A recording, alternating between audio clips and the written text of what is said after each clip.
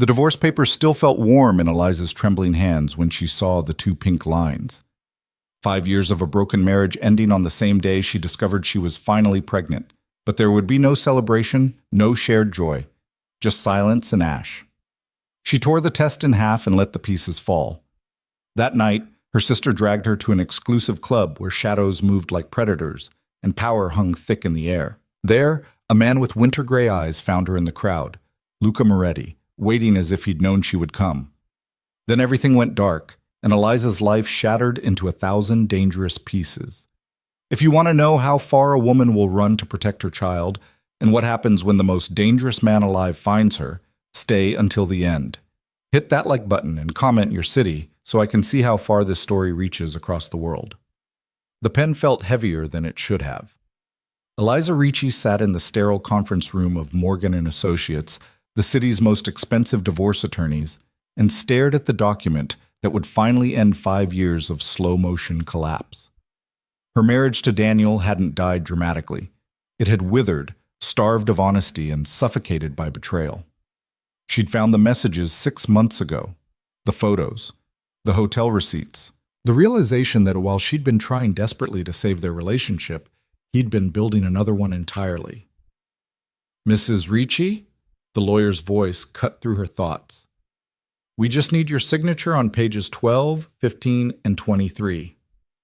Eliza picked up the pen. Her hand didn't shake. She'd cried all her tears weeks ago. Now there was only the quiet relief of an ending. She signed. "Congratulations," the lawyer said with practiced sympathy. "You're a free woman." Free. The word tasted bitter. Eliza gathered her purse and walked out of the office into the harsh afternoon sunlight. The city moved around her with indifferent velocity, people rushing to appointments, to lovers, to lives that made sense. She stood on the sidewalk feeling unmoored, a boat cut loose from its anchor. Her phone buzzed. Maya, please tell me it's done. Her younger sister, the only person who'd stood by her through the whole ugly dissolution. Eliza, it's done. Maya, good. You're coming out with me tonight. No arguments. Eliza, Maya, I really don't. Maya, 7 p.m. I'm picking you up. Wear something that makes you feel dangerous. Eliza almost smiled. Maya had always been the wild one. The sister who lived like consequences were optional. But tonight, Eliza just wanted to go home, pour a glass of wine, and process the fact that she was officially alone. She drove to the pharmacy instead. The thought had been whispering at the edges of her consciousness for weeks. She was late. Very late. But she'd been late before during stressful times, and the past 6 months had been nothing but stress. Still, something felt different this time. A heaviness in her breasts, a strange metallic taste in her mouth, a bone-deep exhaustion that sleep couldn't touch. She bought the pregnancy test with cash like a criminal. At home, in the bathroom of the apartment she'd rented after leaving Daniel, Eliza unwrapped the test with shaking hands. She and Daniel had tried for 3 years to get pregnant. 3 years of disappointment, of negative tests, of doctors who spoke in careful euphemisms about unexplained infertility and perhaps considering alternatives. And now, on the day she'd signed away her marriage, her body might finally be offering what she'd stopped praying for. She took the test. 2 minutes felt like 2 hours. When she looked down, 2 pink lines stared back at her. Clear, unmistakable, devastating. Pregnant. She was pregnant. Eliza sank to the bathroom floor, the test clenched in her fist. A sound escaped her throat, not quite a laugh, not quite a sob. The universe had a vicious sense of timing. For 3 years, she'd wanted nothing more than to see those 2 lines. She'd imagined the moment 1,000 times, the joy, the tears, running to tell Daniel, planning a nursery, choosing names. But not like this. Not alone. Not from a marriage that no longer existed. The test blurred in her vision. Without thinking, Eliza tore it in half, then quarters, then kept tearing until the pieces were too small to destroy further. She let them fall into the trash like confetti at a funeral. She wouldn't tell anyone. She couldn't. What would she even say? Surprise, I'm starting over at 32 with a divorce settlement and a baby whose father is already building a new life with someone else? No, she would handle this the way she'd handled everything else lately. Alone, in silence, one impossible day at a time. Sheb. Maya arrived at 7 sharp, looking like trouble in a black dress and heels that could double as weapons. "You look terrible," Maya announced, pushing past Eliza into the apartment. "Good thing I brought reinforcements." She held up a garment bag. "Maya, I'm really not in the mood, which is exactly why we're doing this." Maya unzipped the bag, revealing a deep emerald dress that Eliza would never have chosen for herself. "You just closed the worst chapter of your life. Tonight we celebrate." "Celebrate?" "Maya, I don't feel like celebrating." "Then fake it until you do." Maya's expression softened. "Liza, you've been in survival mode for months. One night. Just give me one night to remind you that you're still alive." Eliza wanted to argue, wanted to say that going to some club was the last thing she needed, especially now, especially with the secret she was carrying. But Maya was looking at her with such fierce love that Eliza found herself nodding. "One night? That's my girl." An hour later, Eliza barely recognized herself in the mirror. The emerald dress hugged curves she'd forgotten she had. Maya had done her makeup, smoky eyes, dark lips, the armor of a woman who wasn't falling apart. Her dark hair fell in waves past her shoulders. She looked dangerous. She felt like a fraud. "Perfection," Maya declared. "Now let's go make some poor man's heart stop." The club was called Inferno, which should have been Eliza's first warning. It occupied the top 3 floors of a converted warehouse in the industrial district, the kind of place that didn't advertise because the right people already knew about it. Maya bypassed the line outside with a nod to the doorman, who waved them through like royalty. Inside, the music was a physical force, bass that vibrated through bone, lights that strobed in time with Eliza's accelerating heartbeat. Beautiful people moved through the space like schools of exotic fish, all perfectly styled danger and calculated indifference. "This is insane," Eliza shouted over the music. Maya grinned. "I know, isn't it perfect?" They found a spot at the bar. Maya ordered something complicated involving champagne and elderflower, while Eliza asked for club soda with lime. The bartender gave her a curious look but said nothing. "You're not drinking?" Maya asked. "Headache," Eliza lied. The truth sat heavy in her chest. She was pregnant, in a club, pretending to be someone she wasn't. This was a mistake. She should leave, go home, figure out what the hell she was going to do with her life. But before she could voice any of this, Maya's attention shifted to something over Eliza's shoulder. Her sister's expression changed, a flicker of something that looked almost like fear. "Maya? What?" "Don't turn around," Maya said quickly. "Just listen. I need to tell you something." The music seemed to grow louder, or maybe it was just Eliza's suddenly pounding heart. "Tell me what?" Maya's fingers tightened around her champagne flute. "The reason I brought you here tonight, it wasn't random. Someone wants to meet you." Ice flooded Eliza's veins. "What are you talking about?" "I'm so sorry, Liza. I didn't have a choice. I owe people, bad people, money I can't pay back. A lot of money. And they said if I brought you here tonight, they'd wipe my debt clean." Eliza stood so fast her bar stool nearly toppled. "Are you fucking kidding me?" "Liza, please. You sold me. Maya, what the hell did you do?" But Maya wasn't looking at her anymore. She was looking past her, and the fear in her eyes was now unmistakable. Eliza turned. A man stood 3 feet away, and the crowd seemed to part around him like water around stone.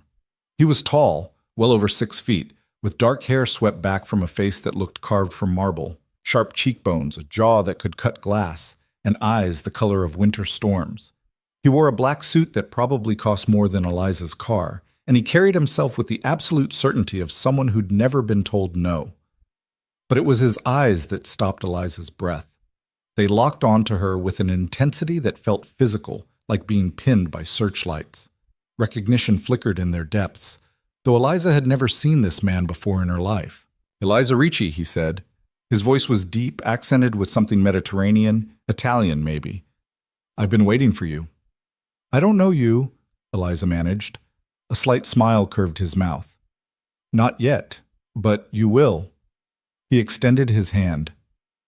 "My name is Luca Moretti, and I have a proposition for you." "I'm not interested in—" "Your sister owes $300,000 to people who don't accept payment plans," Luca interrupted smoothly. "They were going to start taking payments in other ways, painful ways. I bought her debt." Eliza's world tilted. She looked at Maya, who had tears streaming down her carefully made-up face. "I'm sorry," Maya whispered. "I'm so sorry." "What do you want?" Eliza asked Luca, though she already knew the answer would be something she couldn't give. "A conversation. In private." Luca gestured toward a door marked VIP. 5 minutes of your time, and then you're free to leave if you wish. And if I refuse? Then your sister's debt remains unpaid, and the people who were planning to collect on it will resume their plans.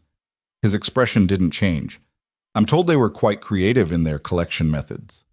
Eliza felt dizzy. This couldn't be happening. This morning she'd signed divorce papers. This afternoon she'd discovered she was pregnant. And now some stranger who moved through the world like a predator was telling her that her sister's life hung in the balance of a conversation. "Just hear him out," Maya begged. "Please, Liza." Every instinct screamed at Eliza to run, but Maya was her sister, her only family, and the fear in her eyes was real. 5 minutes, Eliza said. Luca's smile widened fractionally. "That's all I need." He led her through the crowd, which parted before him with the unconscious deference people show apex predators. The VIP door opened into a quieter hallway, which led to a private room that looked more like a corporate office than a club space. Floor-to-ceiling windows offered a panoramic view of the city lights. Expensive leather furniture, abstract art that probably cost 6 figures, and 2 men who stood like sentries on either side of the door. Eliza's pulse spiked. "I thought we were talking alone." "Their insurance," Luca said calmly. "I have enemies who would pay handsomely to see me dead. The precaution isn't for you, it's for them." He gestured to a leather sofa. "Please, sit." Eliza remained standing. "You have 5 minutes. Start talking." Luca moved to the windows, hands in his pockets, looking every inch the powerful man he clearly was. "Tell me, Eliza, what do you know about your sister's gambling habits?" "Maya doesn't gamble." "She does. Quite compulsively, actually.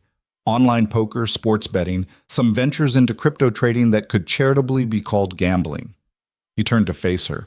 "Over the past 18 months, she's accumulated significant debt with some very dangerous people." "How much?" $347,000. The number hit like a physical blow. Eliza gripped the back of the sofa to steady herself. "That's impossible." "I wish it were. The people she owes don't operate on credit. They were planning to make an example of her." His expression darkened. "Your sister would not have enjoyed their methods. Why do you care? Why buy her debt?" "Because," Luca said simply, "I wanted to meet you." The room seemed to shrink. "Me? Why?" "You're recently divorced, no children. Your ex-husband is already engaged to his paralegal. You work as a research librarian at the university, you drive a 10-year-old Honda, and you haven't taken a vacation in 3 years. You're careful with money, loyal to people who don't deserve it, and you've spent the last 5 years trying to fix a marriage that was broken before it began." Eliza's blood ran cold. "How do you know all that?" "I make it my business to know things about people who interest me." He took a step closer. "And you, Eliza Ricci, have interested me for quite some time." "That's insane. We've never met." "No, but I've been watching you." The casual admission should have terrified her. Instead, Eliza felt a strange calm settle over her, the calm of someone who'd already hit bottom and discovered there was nowhere left to fall. "So this is some kind of stalker situation? You obsess over random women and blackmail their families to force meetings?" Luca laughed, a genuine sound that transformed his severe features.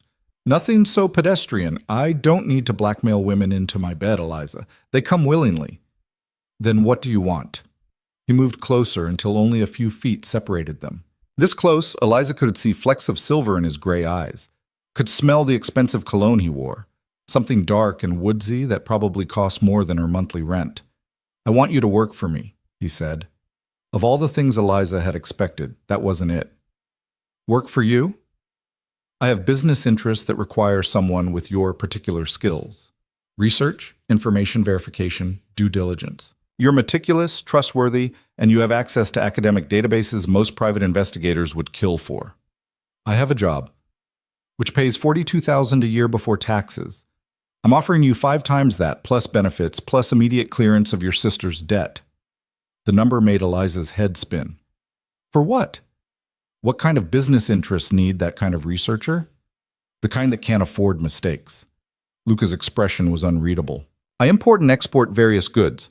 Sometimes those transactions require extensive background research on potential partners. You would provide that research. Eliza wasn't stupid. Men who operated from VIP rooms in exclusive clubs and talked about importing goods weren't running legitimate businesses. You mean you want me to help you with illegal activities? I mean, I want you to do research.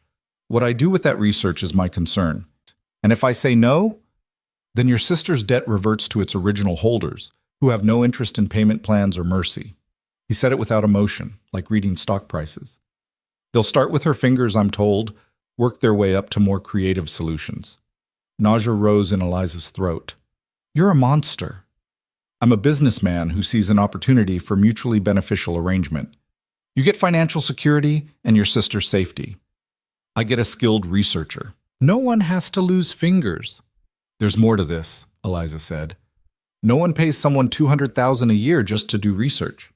Luca smiled, the expression of a chess player who'd just cornered a queen. You're right, there is one other condition. Of course there is. I need you to live in my household. The work requires discretion and immediate availability. You would have your own suite, complete privacy, access to whatever resources you need. But you would need to be on site. Let me get this straight. You want me to live with you, work for you, and help you with whatever illegal empire you're running, all to save my sister from her own stupidity? When you put it like that, it sounds almost romantic. It sounds like indentured servitude. It's a job offer with unusual terms. Luca moved to a small bar in the corner and poured himself 2 fingers of what looked like very expensive scotch. You have until midnight to decide. Eliza laughed, a harsh, broken sound.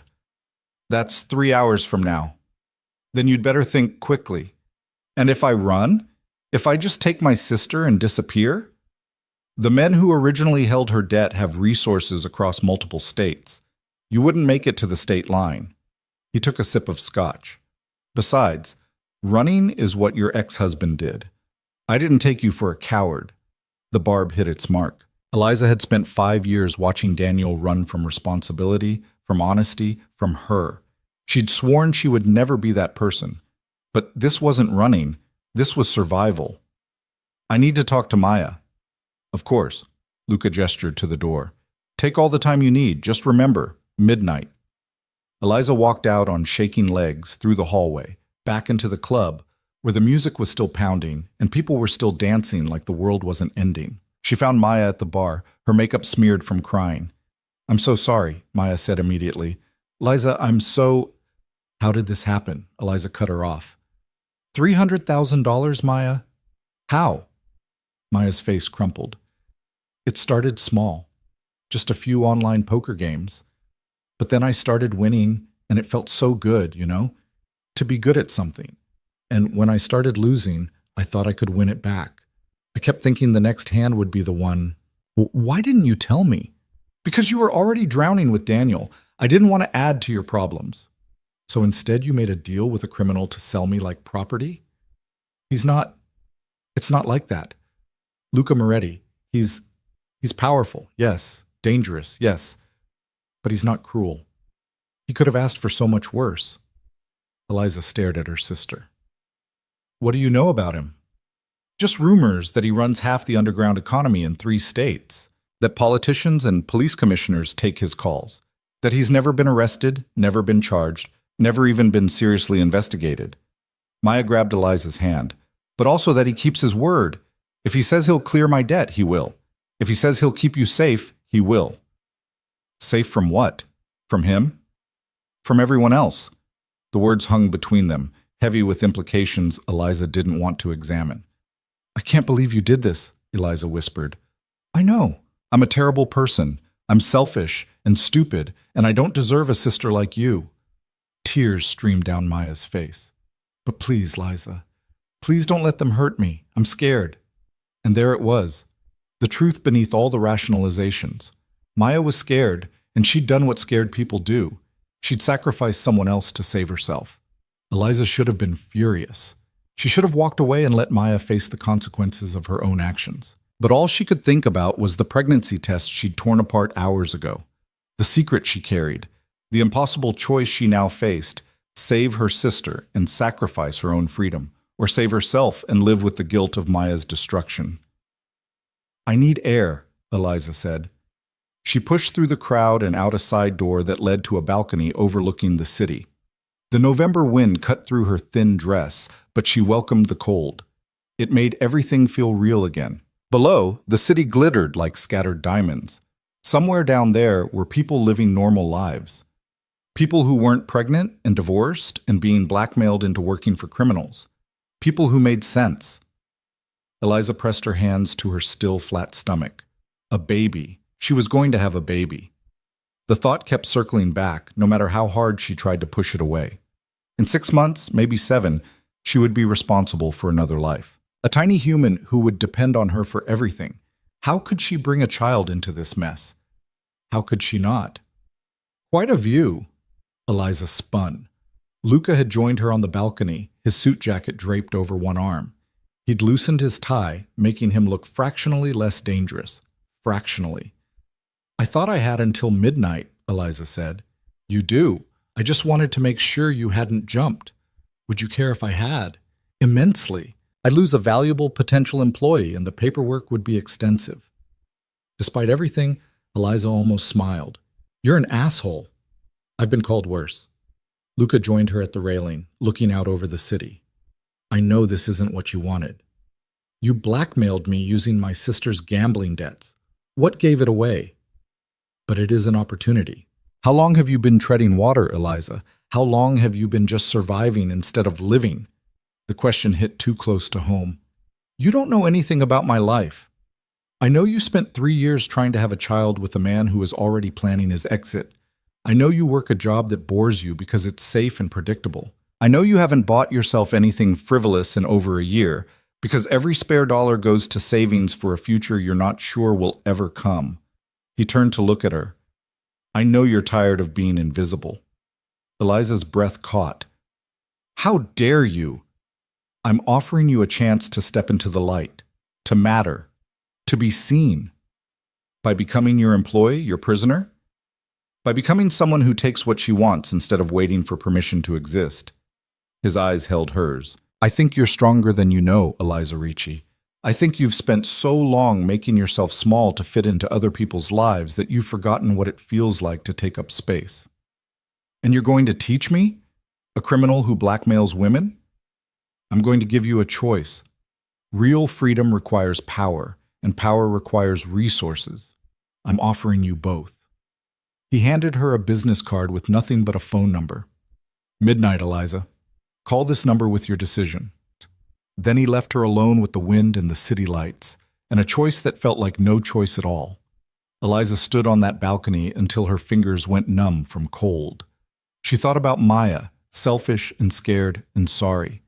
She thought about Daniel and the baby he'd never know about. She thought about the pregnancy test in pieces in her trash can. She thought about the next 18 years, raising a child alone on a librarian's salary, watching every penny, choosing between necessities. And she thought about Luca Moretti's eyes, and the way he'd looked at her like she was something rare and valuable, instead of something broken and disposable. At 11:47 p.m., Eliza pulled out her phone. She stared at the number on the business card. At 11:52, she dialed. He answered on the first ring. "Your decision?" "1 year," Eliza said. "I'll work for you for 1 year. At the end of that year, my sister's debt is cleared, and I walk away free. No strings, no obligations, no extensions. Done." The immediate agreement made her suspicious. "That's it? You're not going to negotiate?" "I know a good deal when I hear one." There was something in his voice. Satisfaction, maybe, or triumph. "My driver will pick you up tomorrow at noon. Pack light. Everything else will be provided." "Luca." "Yes?" 100 questions crowded Eliza's tongue. What kind of research would she be doing? What were his real intentions? Why her specifically? But only one question made it out. "Why are you doing this?" Silence stretched across the line. Then, "Because everyone deserves a chance to rewrite their story, Eliza. Even me." He hung up. Eliza stood on the balcony, phone clutched in her frozen hand, and wondered what kind of deal she'd just made. Wondered if she'd saved her sister or sold her own soul. Wondered what Luca Moretti really wanted from her. The baby inside her, still barely more than a collection of cells, had no idea what world it was being born into. Neither did Eliza. But at midnight on a Friday in November, standing on a balcony above a city that sparkled with lies and possibility, Eliza Ricci made a choice. She stepped away from the edge, walked back into the club, and found her sister. "It's done," she said. Maya's face crumpled with relief. "Thank you, thank you, thank you." "Don't!" Eliza's voice was ice. "I'm doing this to save you, but we're not okay. We won't be okay for a very long time. I know. I'll make it up to you. I swear." "You can't. There's no making this up." Eliza grabbed her coat. "But you're still my sister, and I love you, even when I shouldn't." She left Maya crying at the bar. She left Inferno and its beautiful predators. She got in a cab and went home to her small apartment with its secondhand furniture and its trash can full of torn pregnancy tests. Tomorrow, her life would change. Tomorrow, she would step into Luca Moretti's world. But tonight, she allowed herself one moment of grief for the life she'd imagined, the simple, safe existence that was now forever out of reach. In her bathroom, Eliza looked at herself in the mirror. The woman staring back looked like a stranger, strong, dangerous, desperate. She pressed her hand to her stomach. "I'm sorry," she whispered to the impossible miracle growing there. "I'm so sorry. I'll do better. I'll find a way to keep you safe. I promise." The woman in the mirror didn't answer. She just stared back with eyes that had seen too much and decided to survive anyway. Outside, the city moved through its Friday night rhythms, oblivious to the deals being struck in its shadows, oblivious to the woman who'd just traded her freedom for her sister's safety, oblivious to the child who would be born into a world of beautiful monsters and dangerous choices.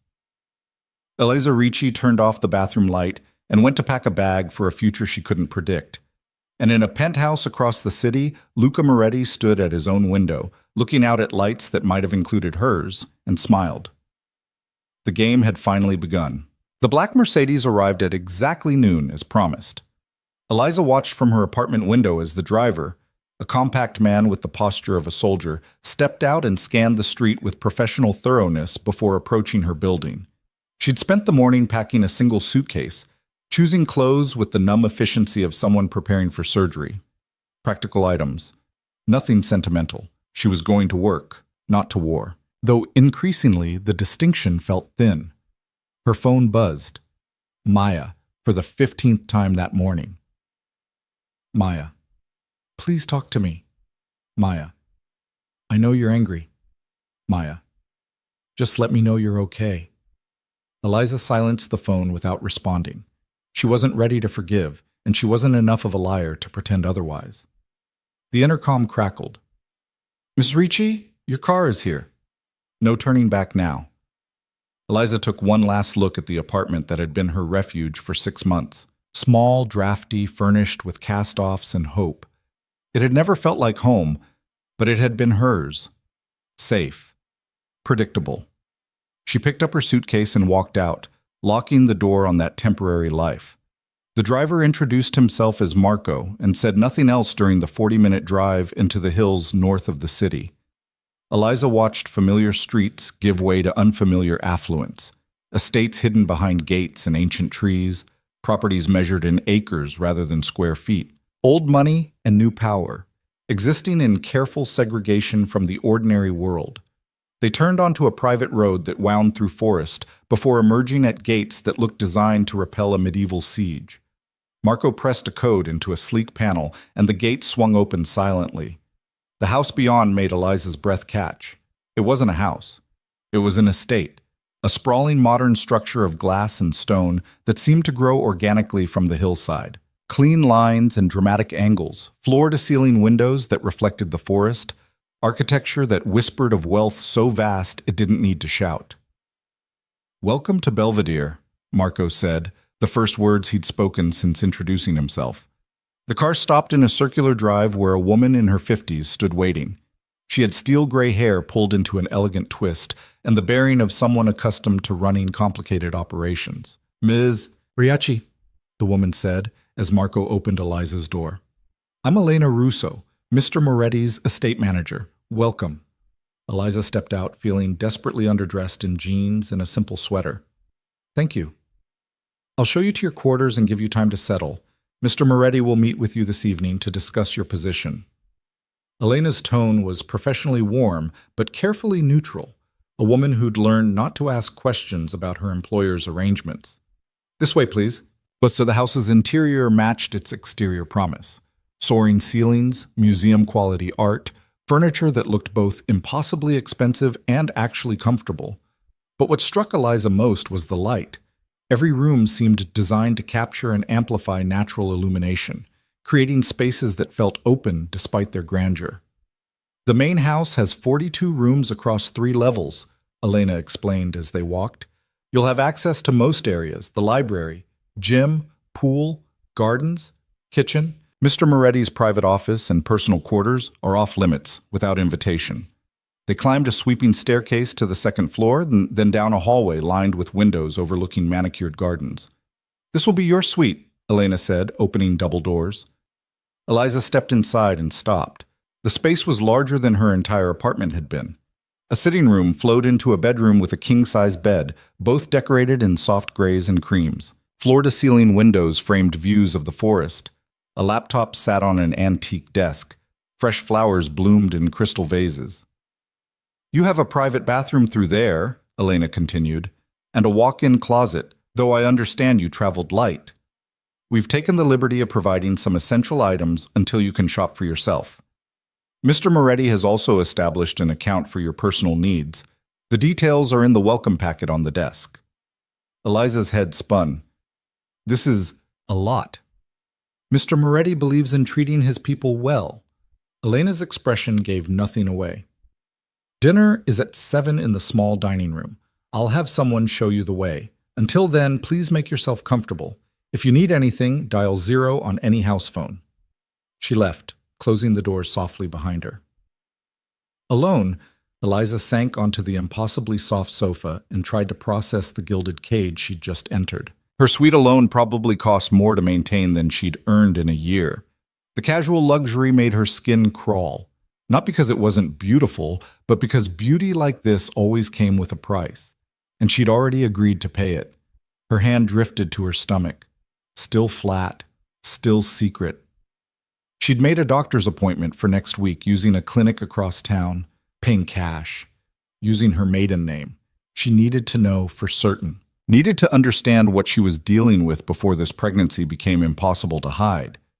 If she was even keeping it. The thought made her nauseous. She'd wanted a baby for so long, but wanting a child and being able to provide for one were different things entirely. And now, trapped in this arrangement with Luca Moretti, pregnant with her ex-husband's child, Eliza wasn't sure she had the right to make a choice that would affect 3 lives instead of 2. A soft knock interrupted her spiral. Come in, Eliza called, expecting Elena. Instead, a young woman in her 20s entered, carrying garment bags. She had kind eyes and the careful friendliness of household staff trained not to overstep. Ms. Ricci, I'm Sophia. Ms. Russo asked me to bring these up. She hung the garment bags in the closet. They're just basics until you have a chance to shop. Mr. Moretti wanted to make sure you had options for dinner tonight. Eliza joined her in the closet, which was roughly the size of her old bedroom. Inside the bags were dresses, slacks, blouses, all in her size. Expensive fabrics, understated elegance, nothing flashy, but everything quality. How did he know my size? Eliza asked. Sophia smiled. Mr. Moretti is very thorough. The answer didn't comfort her. After Sophia left, Eliza spent the afternoon exploring her suite and trying not to think about the evening ahead. The bathroom was a study in marble and luxury. A soaking tub that could fit 3 people, a shower with enough settings to qualify as a water park, heated floors, designer toiletries. The closet held not just the clothes Sophia had brought, but also shoes, accessories, even lingerie in her exact sizes. Very thorough indeed. At 6:30, Eliza showered and dressed in one of the provided outfits. Fitted black pants and a silk blouse in deep burgundy. Simple gold jewelry that she suspected was real. She looked at herself in the full-length mirror and barely recognized the polished woman staring back. She looked like she belonged here. The realization terrified her. Sophia appeared at exactly 6:45 to escort her to dinner. They descended the staircase and wound through the house to a room Eliza hadn't seen during her initial tour. Smaller than she'd expected from the word dining, an intimate space with a table that could seat 8 but was set for 2. Candles flickered in silver holders. Wine glasses caught the light. Luca stood by the windows looking out at the darkening gardens. He'd traded his club attire for casual elegance, dark jeans and a white shirt with the sleeves rolled to his forearms. The informal clothing should have made him less intimidating. It didn't. He turned as she entered. "Eliza, you look beautiful." "Thank you for the clothes. You didn't have to." "Yes, I did. You're in my home now. I take care of what's mine." He gestured to the table. "Please sit. I hope you're hungry." The possessive phrasing set her teeth on edge, but Eliza sat. A staff member she hadn't met appeared with the first course, a delicate salad with ingredients Eliza couldn't identify, but that tasted like springtime. "Tell me," Luca said, picking up his wine glass, "how was your first day at Belvedere?" "Overwhelming. Your home is impressive. It's a fortress masquerading as a house. All this beauty serves a purpose." He took a sip of wine. "You're not drinking?" Eliza looked at her water glass. "I don't drink much." "Fair enough." He set his own glass down, mirroring her choice. "I want you to be comfortable here, Eliza. This arrangement works best when both parties benefit. I'm here because you blackmailed me using my sister's debts. Comfort seems like a generous interpretation. I gave you a choice. Between saving my sister and abandoning her to violent criminals. That's not a choice, that's coercion dressed up with better grammar." Luca smiled. "You're direct. I appreciate that. Most people in your position would be too terrified to speak honestly. Should I be terrified? Of me? No, I have no intention of hurting you." He leaned back in his chair. "Of the situation? Perhaps. Fear can be clarifying. Is that what you want? Me afraid and compliant? I want you aware. There's a difference." The staff member reappeared with the second course, sea bass with some kind of citrus glaze. "The work I do requires absolute discretion and complete loyalty. I brought you here because you possess both qualities naturally, but I need you to understand the stakes. The people I do business with don't tolerate mistakes or betrayals." "What kind of business exactly?" "Import and export, as I mentioned. Sometimes those goods are unconventional." "You mean illegal?" "I mean expensive and highly regulated. The distinction matters in certain circles." Eliza set down her fork. "I'm not stupid, Luca. I know you're not running a legitimate operation, but I need to understand what I'm actually involved in before I start doing research for you." He studied her for a long moment. "Fair enough. I facilitate the movement of high-value items across international borders. Sometimes those items are art that customs officials would prefer remain in their countries of origin. Sometimes they're antiquities of questionable provenance. Sometimes they're pharmaceuticals not yet approved in certain markets." "You're a smuggler." "That's a crude term for a sophisticated operation." He cut his fish with surgical precision.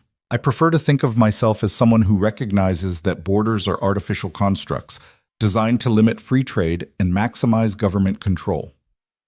"And you need a researcher because every transaction involves multiple parties across multiple jurisdictions, and I need to know exactly who I'm dealing with before I commit resources. Are they legitimate buyers or government plants?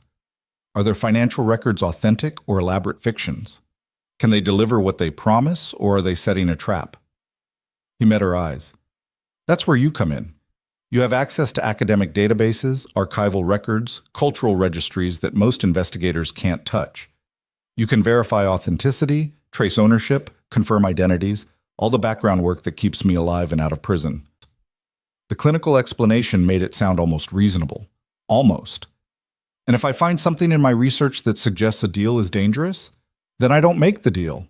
Your job is to find truth, Eliza. What I do with that truth is my responsibility, not yours." That's a convenient moral loophole. It's a practical division of labor.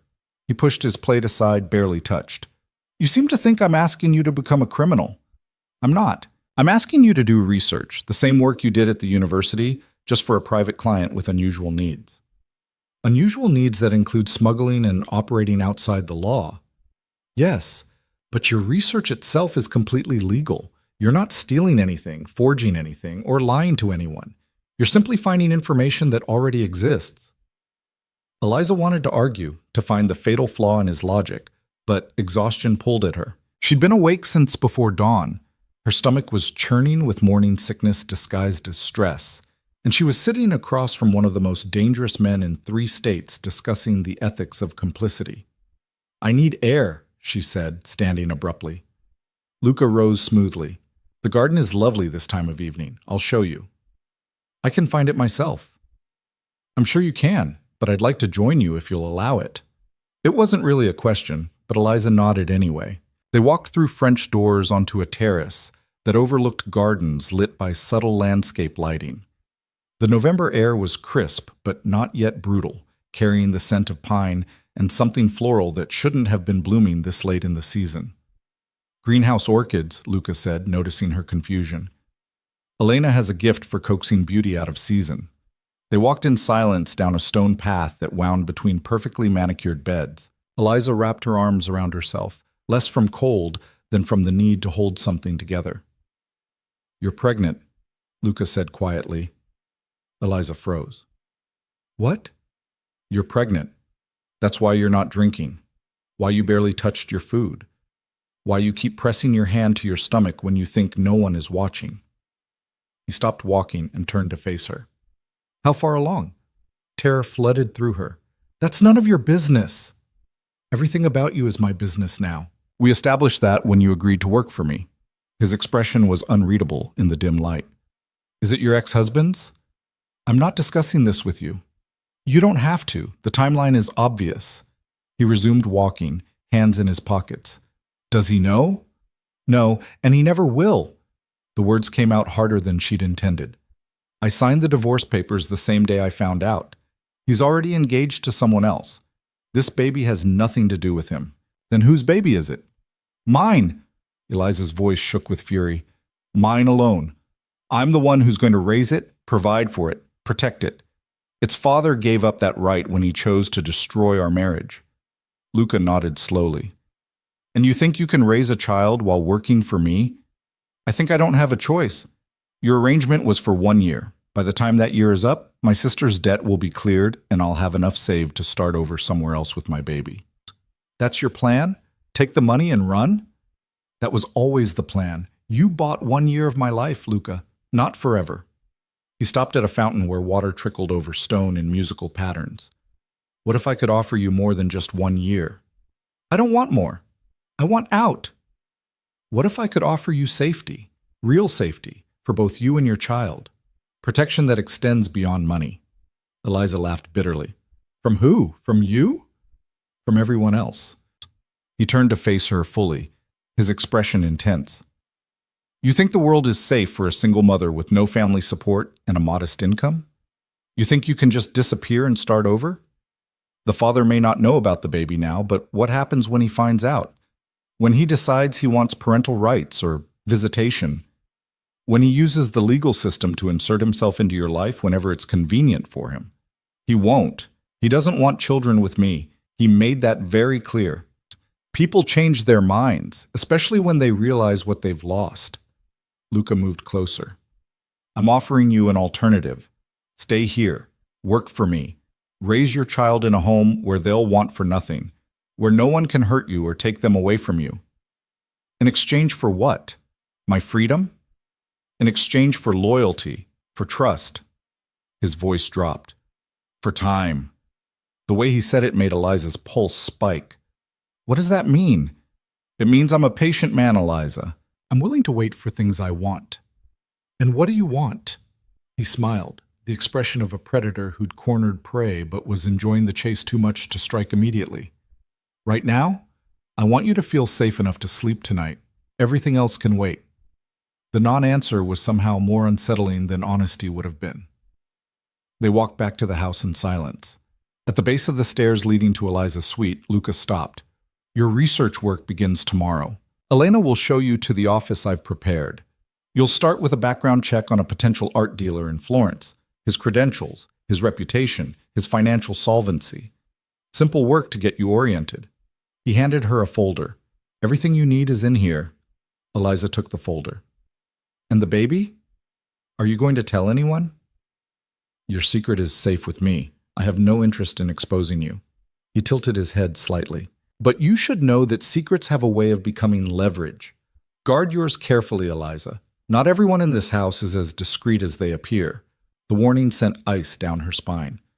Is that a threat? It's advice. There's a difference. He walked away, leaving Eliza alone at the bottom of the stairs with a folder full of illegal work and a secret that felt like a ticking bomb. Back in her suite, Eliza opened the folder and found detailed information about a man named Alessandro Rinaldi. Photos, financial records, exhibition history, client testimonials. The kind of research that would have taken her weeks at the university was laid out in organized perfection, waiting for her to verify or disprove. She shouldn't do it. She should pack her bag, call a cab, and run as far as her modest savings would carry her. But Maya's terrified face floated in her memory, and beneath that, the secret weight of the baby growing inside her, a child who would need stability, security, resources she couldn't provide alone. Eliza opened her laptop and began to work. The days that followed developed a rhythm that felt almost normal. She woke early, ate breakfast alone in her suite to avoid morning sickness questions, then spent her days in the office Luca had prepared. A beautiful room lined with books and equipped with top-of-the-line research databases. She verified identities, traced provenance, confirmed financial histories. The work was intellectually engaging, occasionally fascinating, and morally complicated in ways she tried not to examine too closely. Luca appeared periodically to check her progress, their interactions professional and oddly companionable. He never mentioned the pregnancy again, never pressed for personal information, never crossed the invisible lines she'd drawn around herself, which made her trust him even less. "You're good at this," he said one afternoon, reading through her report on a supposed Caravaggio that she'd definitively proven was a 19th century forgery. "Better than the investigators I've used before." "I'm thorough," Eliza said. "It's not the same as good. It's exactly the same. In my world, thoroughness saves lives." He set the report down. "How are you feeling?" "Fine." "You're pale, and you've lost weight." "I said I'm fine." "Eliza." His voice carried gentle warning. "I have a doctor on retainer. Extremely discreet. If you need medical attention, I have a doctor. I'm handling it." "Where?" She glared at him. "That's not your concern. Everything about your well-being is my concern. You're living under my roof, working under my protection. If something happened to you because you were too stubborn to accept help, nothing is going to happen to me. I'm 12 weeks pregnant with a completely routine pregnancy. I take my vitamins, I eat reasonably well when I can keep food down, and I see my doctor every month. I'm fine." Luca studied her for a long moment. 12 weeks? So you were already pregnant when we met?" "Yes." "And you didn't think to mention this when you agreed to work for me?" "You didn't ask if I was pregnant. You asked if I would work for you and live in your house. I'm doing both, while growing a child. Women have been doing both for centuries. It's not revolutionary." There's a smile flickered across his face. "You're impossibly stubborn. I prefer self-sufficient. They're not mutually exclusive." He stood, moving to the window. "I'm hosting a dinner party next Friday. Important clients, potential partners. I need you there." Eliza's stomach dropped. "As what? Your researcher?" "As my guest. These people are art collectors, museum donors, cultural preservationists. Your expertise would be valuable in conversations. And in other words, you want me to help you charm people you're planning to do illegal business with. I want you to meet the people whose backgrounds you've been researching. See if your impressions match reality." He turned to face her. "Also, I think it would do you good to socialize. You've barely left this house in 3 weeks." "I'm working." "You're hiding. There's a difference." The observation stung because it was true. Eliza had been avoiding the world, cocooned in research and routine, pretending she could ignore the impossible situation she'd trapped herself in. "I don't have anything appropriate to wear to a fancy dinner party," she said finally. "Yes, you do. Check your closet." Sure enough, when Eliza returned to her suite that evening, she found 3 new evening gowns hanging in her closet, each stunning, each perfectly sized, each probably costing more than her old monthly rent. "Very thorough indeed." The week passed too quickly. Eliza's morning sickness began to ease, replaced by a strange energy that the pregnancy books called second trimester glow, but which felt more like restless anxiety. She could feel her body changing, her breasts fuller, her waist beginning to thicken. Soon she wouldn't be able to hide it anymore. She needed to tell Luca her plan. After the year was up, she'd take her savings and disappear.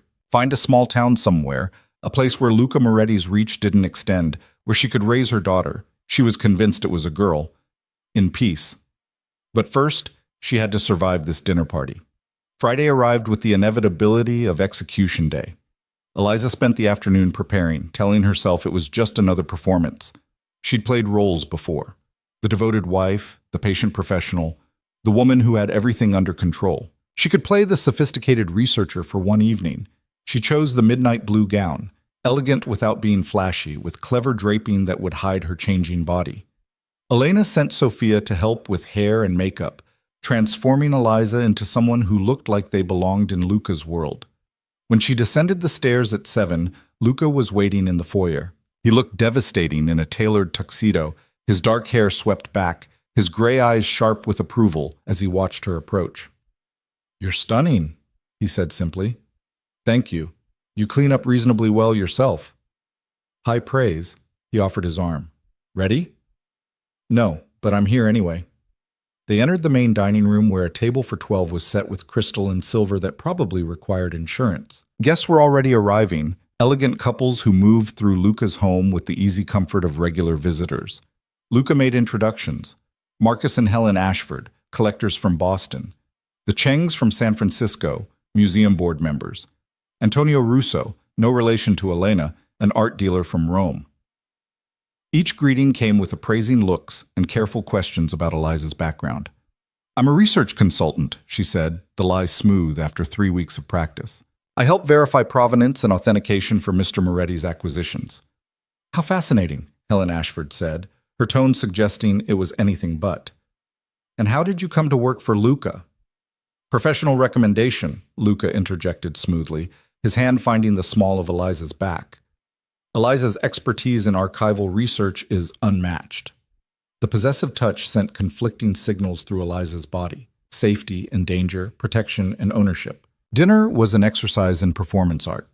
8 courses paired with wines Eliza couldn't drink, conversation that danced around obvious topics, laughter that sounded genuine but rang hollow. Everyone was playing a role, selling a version of themselves that existed only in this room. Eliza found herself seated between Antonio Russo and Marcus Ashford. Antonio was charming in that practiced European way, asking intelligent questions about her work and actually listening to her answers. Marcus was more direct. "So you're the new one," he said quietly during the 4th course. Eliza stiffened. "I'm sorry?" "Luca always has someone. Usually they don't last more than a few months."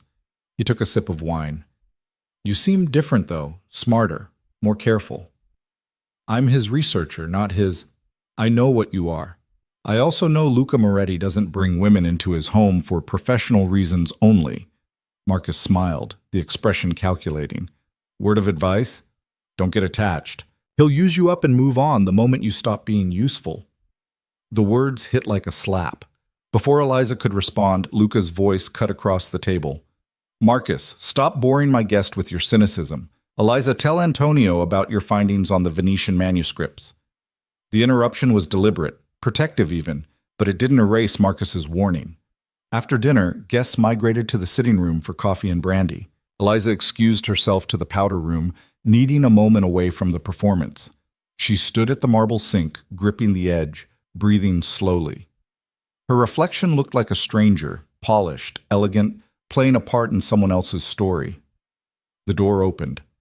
Helen Ashford entered, her smile sharp as glass. "You're sleeping with him, aren't you?" Not a question, an accusation. "Excuse me?" "Don't play innocent. I've known Luca for 10 years. I've seen him work. He collects beautiful things and keeps them until he gets bored." Helen reapplied her lipstick with precise strokes. "You seem sweet, almost genuine. It'll make it harder when he's done with you." "Mrs. Ashford." "Call me Helen, and take it from someone who knows. Get out while you still can. before you become too necessary to discard easily but not important enough to keep. She left Eliza alone with her reflection and her racing heart. When Eliza returned to the party, she found Luca deep in conversation with Antonio Russo. Their body language suggested business being conducted under the guise of social nicety. Marcus Ashford intercepted her. "Sorry if I was too blunt at dinner. Helen says I have no filter after wine." "It's fine." "No, it's not. Truth is, I'm protective of Luca. We've been friends a long time. I've seen people try to use him, hurt him, betray him."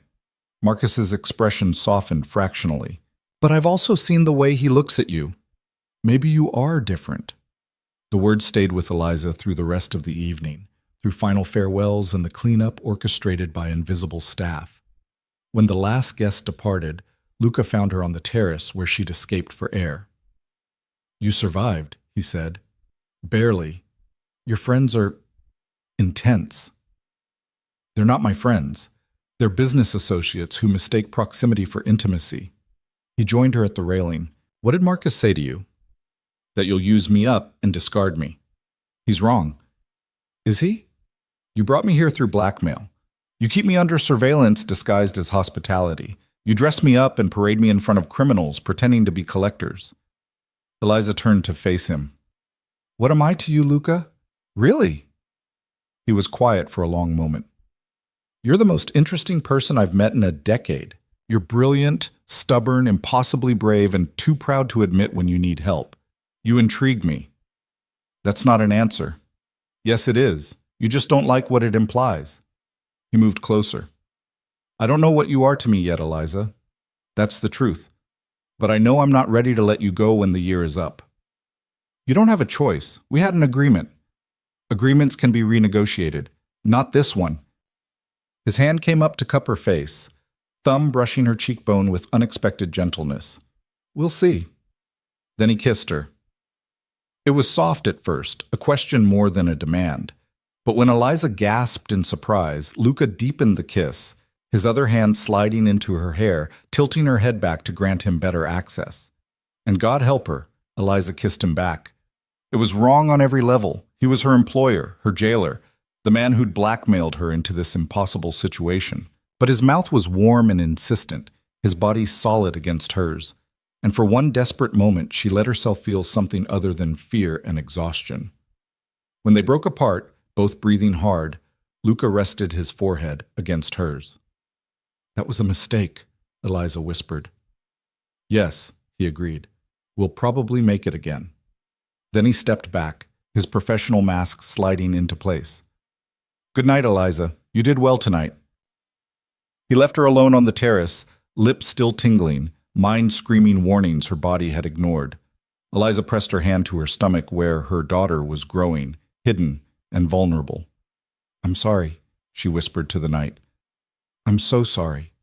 But she couldn't say if she was apologizing for the kiss, for the situation, or for the fact that part of her, a reckless, desperate part she was trying hard to silence, had wanted Luca to kiss her again. The kiss changed everything and nothing. Luca didn't mention it the next morning when he found Eliza in the library, curled in a leather chair with a book on Renaissance art authentication.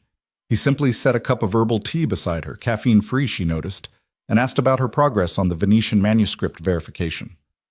Professional, distant, as if his mouth hadn't been on hers 12 hours ago. Eliza matched his tone, discussing provenance and carbon dating while her pulse hammered against her ribs. They were playing a game neither acknowledged, circling each other with careful words while the air between them crackled with unspoken want. It couldn't happen again. It absolutely could not happen again. 3 days later, it happened again. Eliza was working late in her office, cross-referencing auction records, when Luca appeared with dinner on a tray. "Elena said you skipped lunch." "I wasn't hungry." "You're eating for two. Hunger is mandatory." He set the tray down, soup, bread, fruit, all things her rebellious stomach could theoretically handle. "Take a break. I'm almost finished with the Rotterdam dealer's background. Just give me 20 more. Eliza." His hand covered hers on the keyboard. "Break. Now." The touch sent electricity up her arm. She pulled away too quickly, nearly knocking over her water glass. Luca caught it with reflexes that spoke of a dangerous past. "You're nervous around me," he observed. I'm working for you. Professional distance seems appropriate. Is that what we're calling it? He moved closer, crowding her space in a way that should have felt threatening but instead felt magnetic. Professional distance? Luca, I think about kissing you constantly. I thought you should know. The admission stole her breath. That's not helpful. No, but it's honest. His hand came up to brush a strand of hair from her face, the gesture achingly gentle. Tell me you don't think about it too. She should lie, should reinforce the boundaries that were already dissolving like sugar in rain. But exhaustion and pregnancy hormones and the loneliness she'd been ignoring for months made her reckless. I think about it, she whispered. This time when he kissed her, there was nothing tentative about it. His mouth claimed hers with fierce certainty, one hand tangling in her hair while the other spanned her waist, pulling her against him. Eliza made a sound that was half protest, half surrender, her fingers gripping his shirt for balance as the world tilted sideways. When they finally broke apart, both breathing hard, Luca rested his forehead against hers. This is complicated, Eliza managed. Yes. You're my employer. Yes.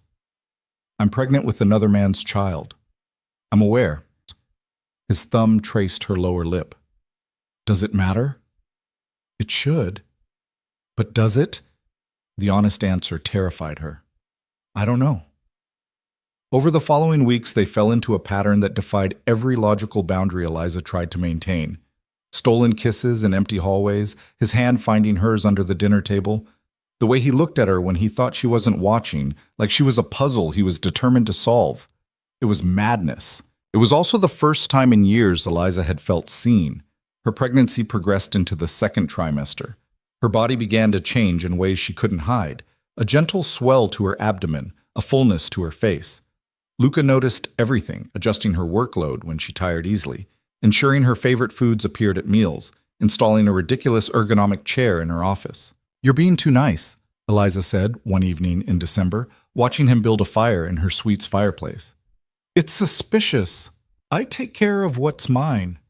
I'm not yours. He looked at her over his shoulder, gray eyes reflecting firelight. Aren't you? The question hung unanswered. Christmas approached. Elena decorated the house with tasteful elegance, while Eliza wrestled with morning sickness that had morphed into all-day nausea. She was 18 weeks along, visibly pregnant now in fitted clothing, though the loose sweaters she favored still provided some camouflage. Have you thought about what you'll do? Luca asked one night. They were in his private study, a room she'd been granted access to somewhere between the third kiss and the admission that she was falling for a man she barely understood. When the baby comes? I have 6 months to figure it out. That's not an answer. Eliza set down her tea. What do you want me to say? That I'm terrified? That I have no idea how I'm going to raise a child alone while rebuilding my entire life? That some days I can barely breathe from the weight of it all? I want you to let me help. You are helping. This arrangement, the salary, clearing Maya's debt. I mean after, when the year is up. He moved to sit beside her on the sofa. Stay, Eliza. Stay here where you're safe. Where the baby will be safe. As what? Your employee? Your mistress? Your charity project? As someone I care about deeply and don't want to lose. The raw honesty in his voice made her chest ache. Luca, this isn't real. We're not real. You blackmailed me into this arrangement. Everything that's happened since is just what? Stockholm Syndrome? Convenience? He caught her hand, pressing it over his heart. Does this feel convenient to you? His heart raced beneath her palm, belying his calm exterior. You don't even know me, Eliza whispered. Not really. You know the version of me that exists in this house, doing your research, wearing your clothes, playing a role. I know you take your coffee with too much cream and read when you can't sleep. I know you're stubborn as hell and too proud to ask for help, even when you're drowning. I know you love your sister despite what she did. I know you're terrified of being a mother and excited about it in equal measure. His hand came up to cup her face. I know the real you, Eliza. The woman you've been hiding from the world, and I want her to stay. Tears burned behind her eyes. I can't. When this year is up, I need to disappear, build a normal life for my daughter. She deserves better than this world you live in. What if I could give you both, safety and normalcy? That's not possible. Let me try. Before she could respond, his phone buzzed. Luca glanced at it, his expression darkening. I need to take this. He stepped into the hallway. Through the partially open door, Eliza heard fragments of conversation in Italian, sharp, clipped words that sounded like argument. When he returned, the softness had vanished from his face, replaced by the cold calculation of the man who commanded criminal empires. I have to leave town for a few days. Business in New York. He was already moving, grabbing his jacket. Marco will stay on the property. Elena has my itinerary. If you need anything, I'll be fine. He stopped, turned back to her. In 3 strides, he crossed the room and kissed her, hard, possessive, almost desperate. Lock your door at night, he said against her mouth. Trust no one except Elena and Marco. And if anything feels wrong, anything at all, you call this number. He pressed a card into her hand with a number written in his precise script. Luca, you're scaring me. Good. Fear keeps you careful. Another kiss, briefer this time. I'll be back before you know it. Then he was gone, leaving Eliza alone with a racing heart and too many questions. The house felt different without Luca's presence. Emptier, colder. Eliza threw herself into work, finishing the authentication report on a supposed Rembrandt that was definitely a very good 19th century copy. She avoided Maya's increasingly frantic texts asking to meet. She counted down the days until Luca's return. On the 3rd night, everything went wrong. Eliza woke to the sound of breaking glass. She sat up in bed, heart hammering, trying to orient herself in the darkness. The bedside clock read 2:47 a.m. The house was silent, except for, there, another crash, this one closer. Someone was inside. Moving on instinct, Eliza grabbed her phone and locked herself in the bathroom. Her hands shook as she dialed the number Luca had given her. He answered on the first ring. What's wrong? Someone's in the house. Her whisper was barely audible. I heard glass breaking. I'm locked in my bathroom, but where's Marco? I don't know. Luca, I'm scared. Listen to me very carefully. Stay exactly where you are. Don't make a sound. I'm calling Marco now and sending backup. They'll be there in 10 minutes. 10 minutes is... A tremendous crash shook her suite, her bedroom door splintering. They're in my room, Eliza breathed.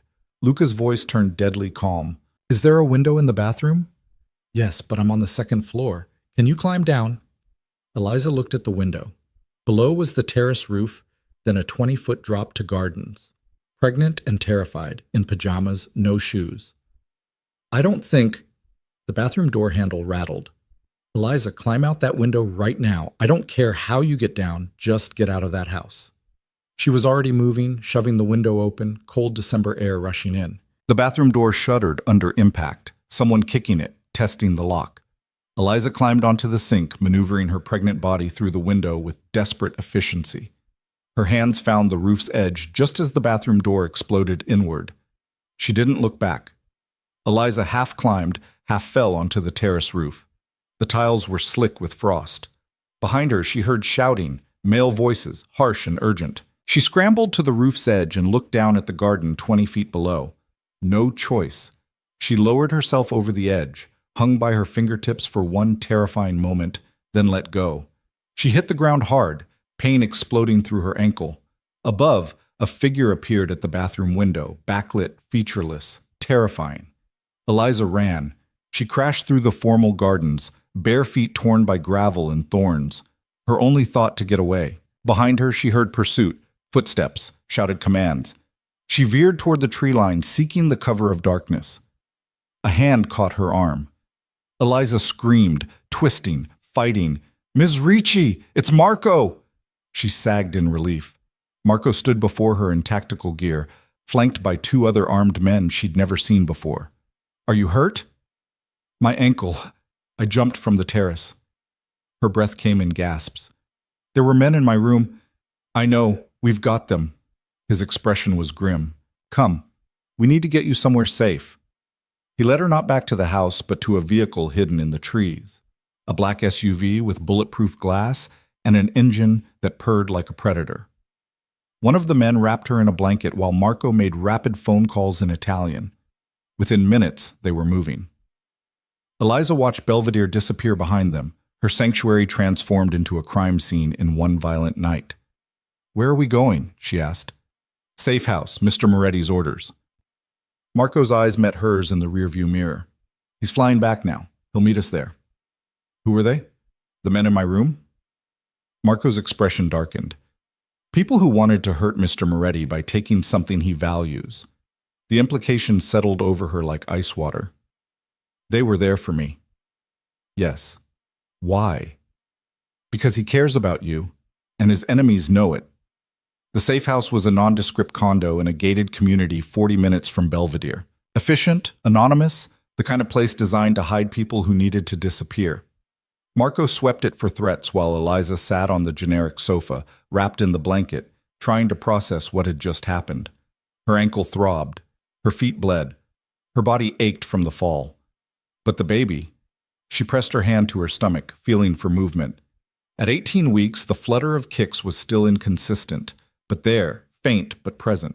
The baby was moving. Relief made her dizzy. A doctor arrived within the hour, a woman in her 50s who introduced herself simply as Dr. Santos and asked no questions about why she was examining a pregnant woman at 4 a.m. in a safe house.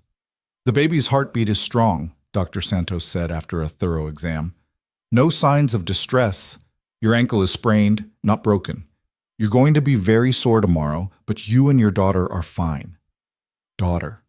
The confirmation hit Eliza like a physical blow. "It's a girl? You didn't know? I'm sorry, I thought." Dr. Santos smiled. "Yes. You're having a girl. Congratulations." After the doctor left, Eliza sat alone in the unfamiliar bedroom and cried. For relief. For fear. For the daughter she was bringing into a world far more dangerous than she'd ever imagined. Luca arrived as dawn broke. She heard the door open, heard Marco's greeting, heard his rapid questions in Italian before his footsteps thundered toward her room. He appeared in the doorway looking like he'd aged 10 years overnight.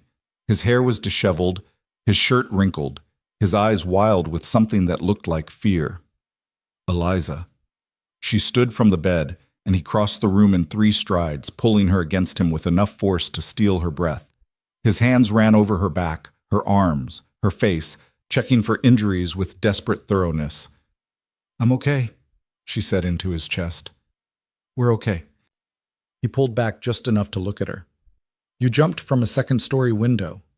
You told me to climb down. I didn't mean—" He made a sound somewhere between a laugh and a sob. "You could have been killed." "But I wasn't. Your training worked. Marco got there in time." Marco should have prevented them from getting inside in the first place. His expression turned murderous. "Someone betrayed us. Someone told them when I'd be out of town which room was yours, when the guard rotation changed." "Who?" "I don't know yet, but I will." He cupped her face with both hands, his touch achingly gentle despite the violence in his eyes. "I'm so sorry. This is my fault. I should have kept you safer. Should have anticipated. How could you anticipate someone breaking into your home to kidnap me? Because that's my world, Eliza. Threats and counter-threats, leverage and retaliation. I knew getting close to you would make you a target. I knew it, and I did it anyway because I'm selfish, and I wanted you, and I didn't care about the consequences." His words hung in the air, raw and honest and terrifying. "What do we do now?" Eliza asked quietly. "I'm taking you somewhere they can't find you, somewhere even my enemies don't know about." He pulled her close again. "And then I'm going to find every person responsible for tonight and make them regret being born." The cold promise in his voice should have frightened her. Instead, she felt safe for the first time since waking to breaking glass. "Dr. Santos said the baby's fine," Eliza said into his shoulder. "She said it's a girl." Luca went very still. "A girl?" "Yes." He pulled back to look at her, one hand moving to rest gently on her small bump. "You're having a daughter." Something shifted in his expression, softened and hardened simultaneously. When he looked at her again, his eyes held a fierce protectiveness that made her breath catch. "No one will ever hurt either of you again," he said. "I swear it." It wasn't a promise, it was a vow. They left the safe house an hour later in a convoy of 3 vehicles. Luca kept her close, his arm around her shoulders, his body positioned between her and the windows. They drove for hours, switching vehicles twice, until they reached a private airfield where a jet waited on the tarmac. "Where are we going?" Eliza asked as they climbed aboard. "North, to a property I own under corporate shell companies. It's remote, secure, and off every database my enemies have access to." He guided her to a leather seat. "You'll be safe there while I deal with this threat." "You're not staying?" "I can't. Not yet. But Marco and a full security team will be with you." He crouched before her, taking her hands. "I need you to trust me, Eliza. Can you do that?" She looked into his storm gray eyes and saw the truth he'd been hiding, that he was just as scared as she was, that her safety mattered more to him than his pride would let him admit, that somewhere in the past 4 months, this arrangement had become something neither of them could control. "I trust you," she said. Relief washed over his features. He pressed a kiss to her forehead, then her lips, soft and desperate and full of unspoken promises. The jet took off into a slate-gray December sky. Eliza watched the ground fall away, watched her old life shrink to toy-sized insignificance, and wondered if she would ever feel solid earth beneath her feet again. The property Luca owned turned out to be a compound in the mountains of Montana, isolated, fortified, beautiful in a stark winter way. A main house built from timber and stone, guest cottages scattered across the property, security measures disguised as rustic charm. Marco settled her into the main house and introduced her to the security team, 4 men and 2 women who treated her with professional courtesy and maintained a perimeter that made the compound feel less like a refuge and more like a very comfortable prison. Eliza spent her days reading, researching when she had internet access, and talking to her daughter. "Your father doesn't know you exist," she told her growing belly. "But there's a man who's willing to protect us both. And I don't know what to do with that. I don't know if I can trust him. I don't know if I should, but I think I'm falling in love with him, and that terrifies me more than the men who broke into our room." At night, she dreamed of breaking glass in Luca's hands and a future she couldn't quite imagine. He called every day, sometimes twice, asking about her health, the baby, if she needed anything, never discussing what he was doing or when he'd return. Each conversation was a lifeline and a reminder that their worlds existed in dangerous intersection. 3 weeks passed. Christmas came and went. Eliza woke on New Year's Eve to find Marco standing in her doorway with an expression she couldn't read. "Mr. Moretti is on his way," he said. "He'll be here tonight." Relief and anxiety warred in her chest. "Is it over? The threat?" "He'll explain when he arrives." Luca's helicopter touched down at sunset. Eliza watched from the window as he emerged, looking thinner and harder than when he'd left. He spoke briefly with Marco, then headed toward the main house with purposeful strides. She met him at the door. For a long moment, they just looked at each other, taking inventory, confirming presence, reassuring themselves that the other was real and whole. Then Luca pulled her into his arms and held her like she was the only solid thing in a shifting world. "It's over," he said into her hair. "The threat is eliminated. You're safe now." "What did you do?" "What I had to." He pulled back to look at her, his hand moving to her stomach, which had grown considerably in 3 weeks. "How is she?" "Active, healthy, apparently fond of kicking me at 3 in the morning." A smile ghosted across his face, the first genuine expression she'd seen since he arrived. "Can I feel?" Eliza took his hand and placed it where she'd last felt movement. They stood like that for several minutes, waiting, until finally the baby kicked against his palm. Luca's expression transformed into wonder. "She's real. Very real. And getting more real every day." He sank to his knees before her, pressing his forehead against her belly with a reverence that made her throat tight. "I'm sorry," he whispered, to her or the baby. Eliza wasn't sure. "I'm sorry I brought danger to your door. I'm sorry I wasn't there to protect you. I'm sorry for all of it." Eliza's hands found his hair, her fingers threading through the dark strands. "You saved us. You kept us safe. That's what matters." He looked up at her, and the vulnerability in his eyes nearly broke her. "I love you, Eliza. I know I have no right to. I know this started wrong and the circumstances are impossible and you have every reason not to believe me. But I love you, both of you. And I need you to know that before you make your decision." Her heart stopped. "What decision?" "Whether to stay or go. Your year is almost up. Another month and you're free to leave, take your money, start over somewhere I can't find you. He stood, keeping his hand on her stomach. Or you can stay. Build a life here with me. Let me be a father to your daughter. Let me prove that I can give you both safety and freedom. Luca, I know what I'm asking. I know how it sounds. But I'm offering you a real choice this time, not coercion dressed up as opportunity. Stay because you want to, or leave because you need to. Either way, you and the baby will have resources, protection, everything you need, but please, his voice broke, please consider staying. Eliza looked at the man kneeling before her, offering his heart with trembling hands. The man who'd blackmailed her into his world and then moved heaven and earth to keep her safe in it. The man who'd committed crimes she didn't want to know about, but who'd just spent 3 weeks eliminating threats so she could sleep without fear. The man she'd somehow fallen in love with despite every logical reason not to. I need time, she whispered. You have it. All the time you need. That night, they sat by the fire while snow fell outside and Eliza tried to imagine 2 futures, one where she ran and one where she stayed. Both terrified her, but only one made her heart race with something that might have been hope. The weeks that followed felt suspended outside of time. Luca stayed at the Montana compound, working remotely from a secure office while Eliza navigated the final months of her pregnancy. They existed in careful balance, not quite domestic, not quite forbidden, something entirely their own. He brought her breakfast in bed when morning sickness returned with a vengeance in her 3rd trimester. She fell asleep on the sofa during research sessions and woke to find herself covered with blankets, his laptop closed, his hand resting protectively on her swollen belly. They didn't talk about her decision. The unspoken agreement was that she would choose when she was ready, and he would accept whatever she decided. But the clock was ticking. Her contracted year would end in 3 weeks, and Eliza still didn't know if she had the courage to stay or the strength to leave. You're thinking too hard again, Luca said one evening in late January. They were in the main house's library, him reviewing shipping manifests while she pretended to read a novel she'd restarted 4 times. I'm 7 months pregnant. Thinking is all I'm capable of. You're capable of considerably more. He set aside his work. Talk to me, Eliza. What's going on in that brilliant, complicated head of yours? She closed her book. I'm trying to figure out what kind of mother I want to be, what kind of life I want to give her.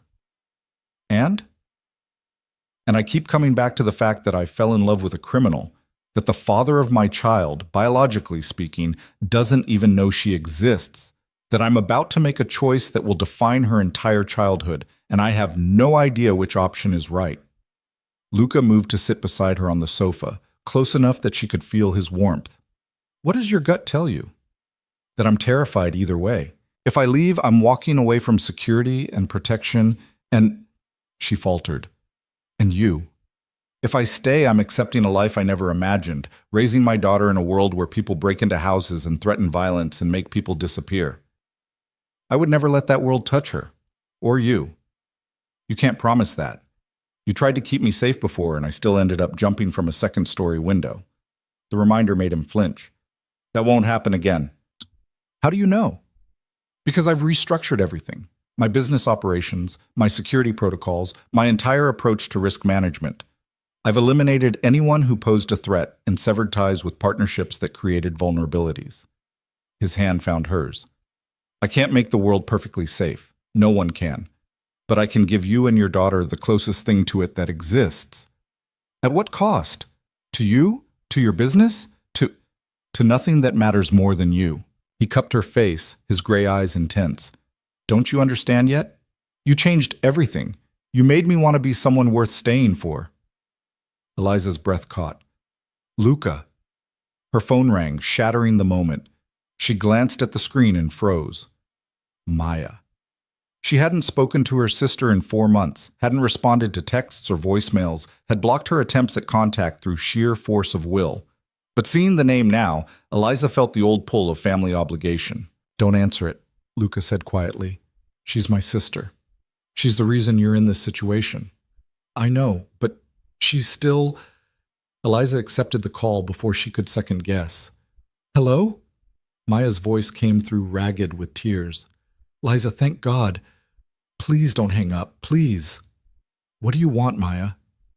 I need to see you. I need to explain, to apologize properly. I've been sober for 3 months, going to meetings, working with a therapist. I'm trying to fix myself, but I can't do it without making amends to you. Eliza's grip tightened on the phone. Part of her wanted to hang up to maintain the wall she'd built between them. But another part, the part that remembered childhood secrets and shared grief when their parents died, couldn't quite sever the cord. Where are you? Still in the city. I can come to you wherever you are. Just tell me when and where. Eliza looked at Luca, who was watching her with an expression she couldn't read. I need to think about it. I'll call you back. She hung up before Maya could argue. You're not actually considering seeing her, Luca said. It wasn't a question.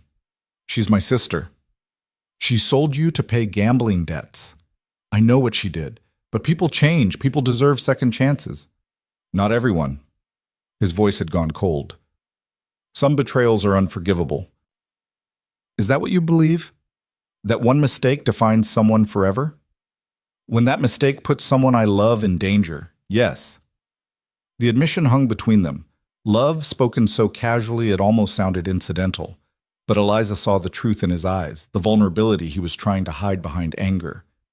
What if I need to forgive her? Eliza asked quietly. Not for Maya's sake, but for mine? What if I can't move forward while carrying all this resentment? Luca was silent for a long moment. Finally, he nodded. Then you should see her. But not alone, and not anywhere that compromises your security. You don't trust her. I don't trust anyone when it comes to your safety. He stood, pacing to the window. I'll arrange a meeting. Neutral location, controlled environment, full security presence. If she's genuine about making amends, she'll agree to the terms. 2 days later, Eliza found herself in a private room at an upscale hotel in Helena, waiting for Maya to arrive. Marco stood outside the door, 2 more security personnel stationed at strategic points. Luca had wanted to be present, but Eliza had insisted on privacy. Some conversations needed to happen without an audience. When Maya walked in, Eliza barely recognized her. Her sister had lost weight, her face gaunt where it had once been full. Her clothes hung loose, and her eyes carried a haunted quality that spoke of hard-won sobriety and harder truths. She stopped just inside the door, taking in Eliza's heavily pregnant state with wide eyes. "Oh my God," Maya whispered. "You're 7 months along, yes." "Does Daniel know?" "No, and he never will." Eliza gestured to the chair across from her. "Sit. You said you wanted to talk." Maya sat, her hands twisting in her lap. "I've been practicing what to say for weeks, but now that you're here, I don't know where to start." "Start with the truth. All of it." So Maya talked. She explained how the gambling had started. Innocent fun that spiraled into compulsion, small losses that became catastrophic debt. She described the moment the collection agents had cornered her, the threats they'd made, the desperation that had driven her to accept Luca's offer. "I didn't know what he really wanted," Maya said, tears streaming down her face. "I swear, Liza, he just said he needed to meet you, that if I brought you to the club, he'd clear my debt. I thought it was weird, but I was so scared, and I told myself it was just a meeting, that you could handle yourself.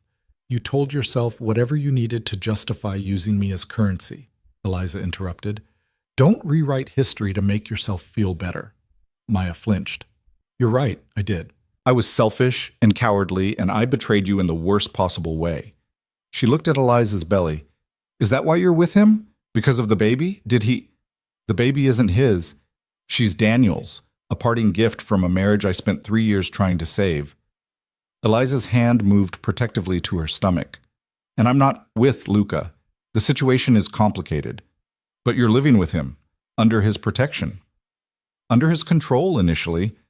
It's evolved into something else." "Something else like what?" Eliza hesitated, unsure how to explain a relationship that defied easy categorization. "Something I'm still trying to understand." Maya leaned forward. "Liza, listen to me. I know I have no right to give you advice, but Luca Moretti is dangerous, really dangerous.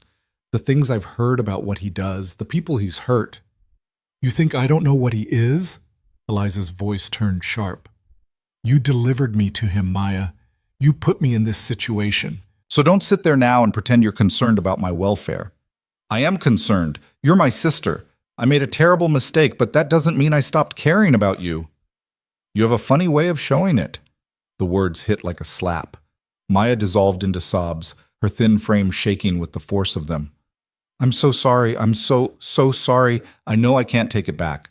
I know you'll probably never forgive me, but I needed you to know that I'm trying to be better, that I'm getting help, that I hate myself for what I did to you. Eliza watched her sister cry and felt a complicated mix of anger and pity and exhausted love.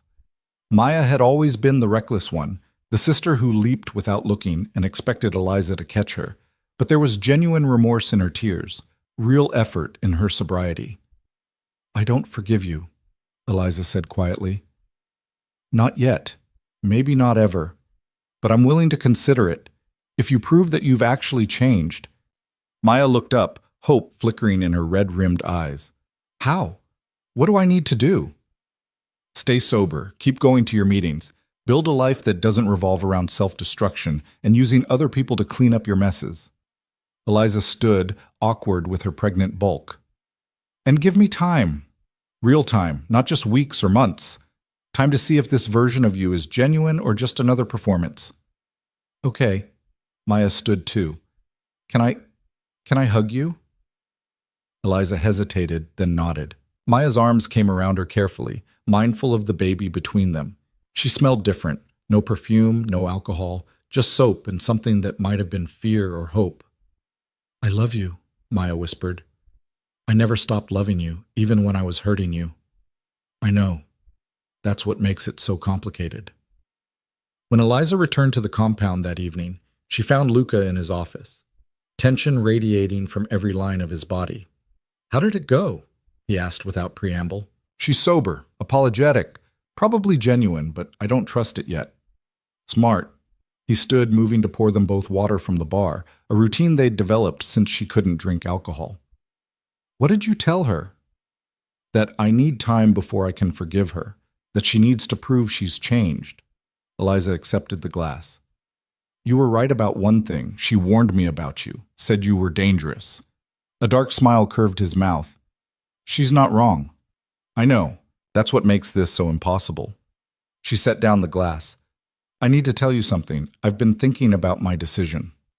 Luca went very still. And? I'm terrified of staying, terrified of what it means for my daughter to grow up in your world.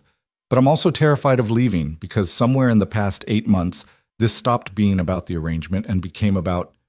She faltered. About what? About the fact that I love you. The admission escaped in a rush. I love you, and I hate that I do because it complicates everything. You blackmailed me, Luca. You manipulated me into your life. I should despise you. But you don't. But I don't.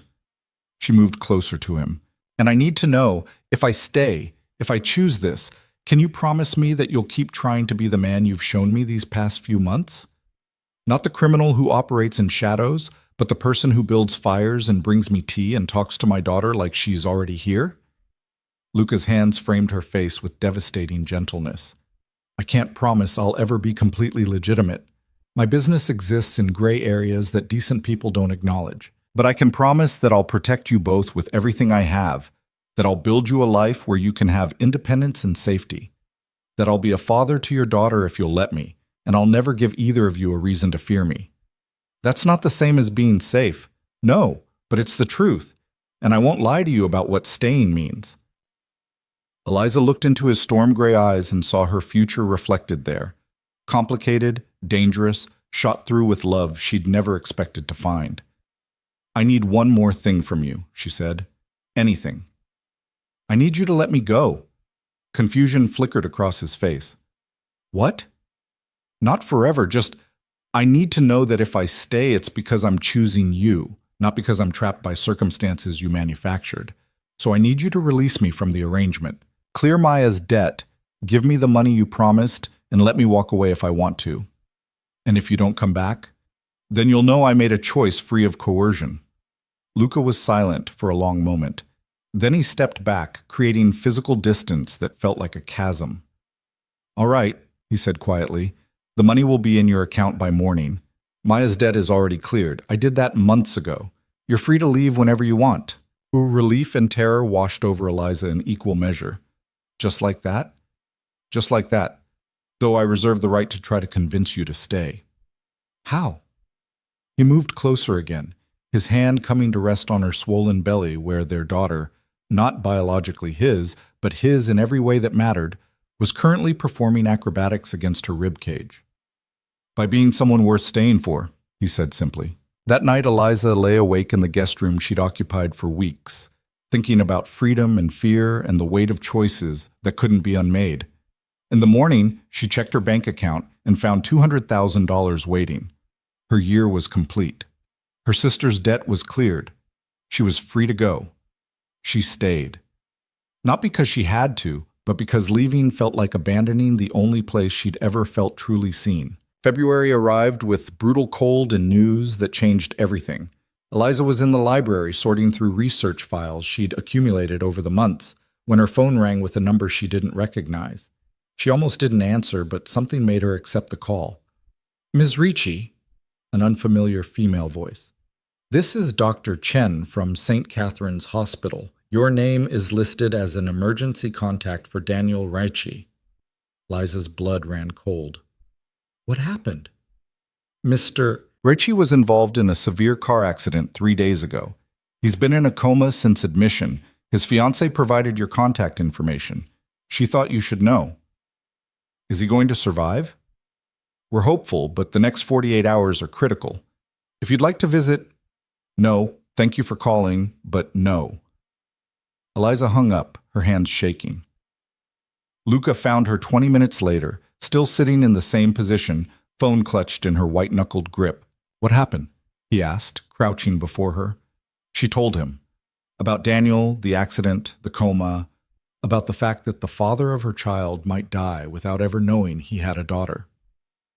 Do you want to go to him? Luca asked quietly. I don't know. Part of me thinks I should, that he deserves to know about the baby before... She couldn't finish the sentence. And the other part? The other part remembers that he chose to leave, that he built a new life with someone else while I was falling apart, that he gave up any right to our daughter when he destroyed our marriage. Luca took her hands in his. This isn't about what he deserves. It's about what you need. If you need closure, if you need to tell him, I'll take you there right now. And if I don't, then we stay here, and you let the past stay in the past where it belongs. Eliza looked at this man kneeling before her, the criminal who'd blackmailed her, the protector who'd moved mountains to keep her safe, the partner who'd given her freedom when it would have been easier to keep her trapped. I don't need closure from Daniel, she said slowly. I already have everything I need. The relief in Luca's expression was unmistakable. 3 days later, Eliza woke to wetness between her legs and a cramping pain that took her breath away. It was too early. She was only 32 weeks. The baby wasn't due for another 8 weeks. Luca! Her voice came out strangled with panic. He appeared in seconds, taking in the situation with rapid assessment. How long have you been contracting? I don't know. I just woke up. Something's wrong. Nothing is wrong. We're going to the hospital right now. He was already moving, grabbing her emergency bag, calling for Marco, his voice calm despite the fear Eliza could see in his eyes. The helicopter ride to the nearest hospital with a NICU was the longest 40 minutes of Eliza's life. Luca held her hand the entire time, talking her through contractions, his presence the only solid thing in a world that had started spinning too fast. At the hospital, everything became a blur of monitors and urgent voices and pain that eclipsed rational thought. The baby was in distress. They needed to do an emergency C-section. Eliza needed to sign forms. I'm scared, she whispered to Luca as they prepped her for surgery. I know, but you're the strongest person I've ever met. You jumped from a second-story window to protect her. You can do this too. Will you stay during the surgery? Try to make me leave. The surgery was faster than she expected. One moment she was being wheeled into the OR, and the next, a thin, angry cry filled the room. It's a girl, someone said unnecessarily. Eliza caught a glimpse of impossibly tiny limbs and a shock of dark hair before they whisked the baby away to assess her breathing and temperature. Is she okay? Eliza asked through tears. She's small but strong, the doctor said. 4 pounds, 2 ounces. Her lungs are underdeveloped, so she'll need NICU support, but her vitals are good. You did great, Mom. In the recovery room, Luca appeared with a photograph on his phone, a tiny infant in an incubator, wires and tubes making her look impossibly fragile. She's beautiful, he said, his voice rough with emotion. Absolutely perfect. Have you seen her in person? They let me watch through the glass while they stabilized her. She has your nose. And your stubborn determination. She yanked out her feeding tube twice already. Despite everything, Eliza laughed, then cried, then laughed again through her tears. I haven't named her yet, she said. I was waiting until she was here, but now I can't think straight. You have time. She's not going anywhere for a few weeks. But Eliza knew, looking at the photograph of her impossibly small daughter, exactly what her name should be. Sophia, she said. It means wisdom. I want her to be wise enough to avoid her mother's mistakes, and brave enough to make her own. Luca's hand found hers. Sophia, it's perfect. They sat like that for a long time, watching the photograph as if they could will the baby to grow stronger through sheer force of love. The NICU became Eliza's world for the next 6 weeks. She was there every day, sitting beside Sophia's incubator, talking to her daughter through the plastic barrier, willing her to thrive. Luca came when he could, working remotely from the hospital, his presence a constant source of support. Sophia grew slowly but steadily. 4 pounds became 5, then 6. The breathing tube came out, replaced by a nasal cannula, then nothing at all. Her tiny fingers learned to grip Eliza's thumb. Her eyes, gray like Luca's, though Eliza knew it was coincidence, began to focus and track movement. And through it all, Luca was there. He learned to change diapers smaller than his palm. He read medical charts with the same intensity he applied to provenance research. He held Sophia when the nurses allowed it, his large hands cradling her fragile body with impossible gentleness. She knows you, Eliza said one evening, watching him talk to Sophia in Italian, soft words about growing strong and breaking hearts and becoming someone magnificent. Does she? Look at how she watches you. She knows your voice. Good. He pressed a kiss to Sophia's tiny forehead. I want her to know that I'll always be here, that she'll never have to wonder if someone will catch her when she falls. Eliza's throat tightened. Luca, I know she's not mine biologically. I know Daniel is her father by blood. But if you'll let me... He looked up at Eliza, his eyes full of hope and fear. I'd like to be her father in every way that actually matters. Even though it means raising another man's child. She's your child, that's all I need to know. The simple declaration undid something in Eliza's chest. The last wall she'd been maintaining, the final barrier between protecting herself and choosing love.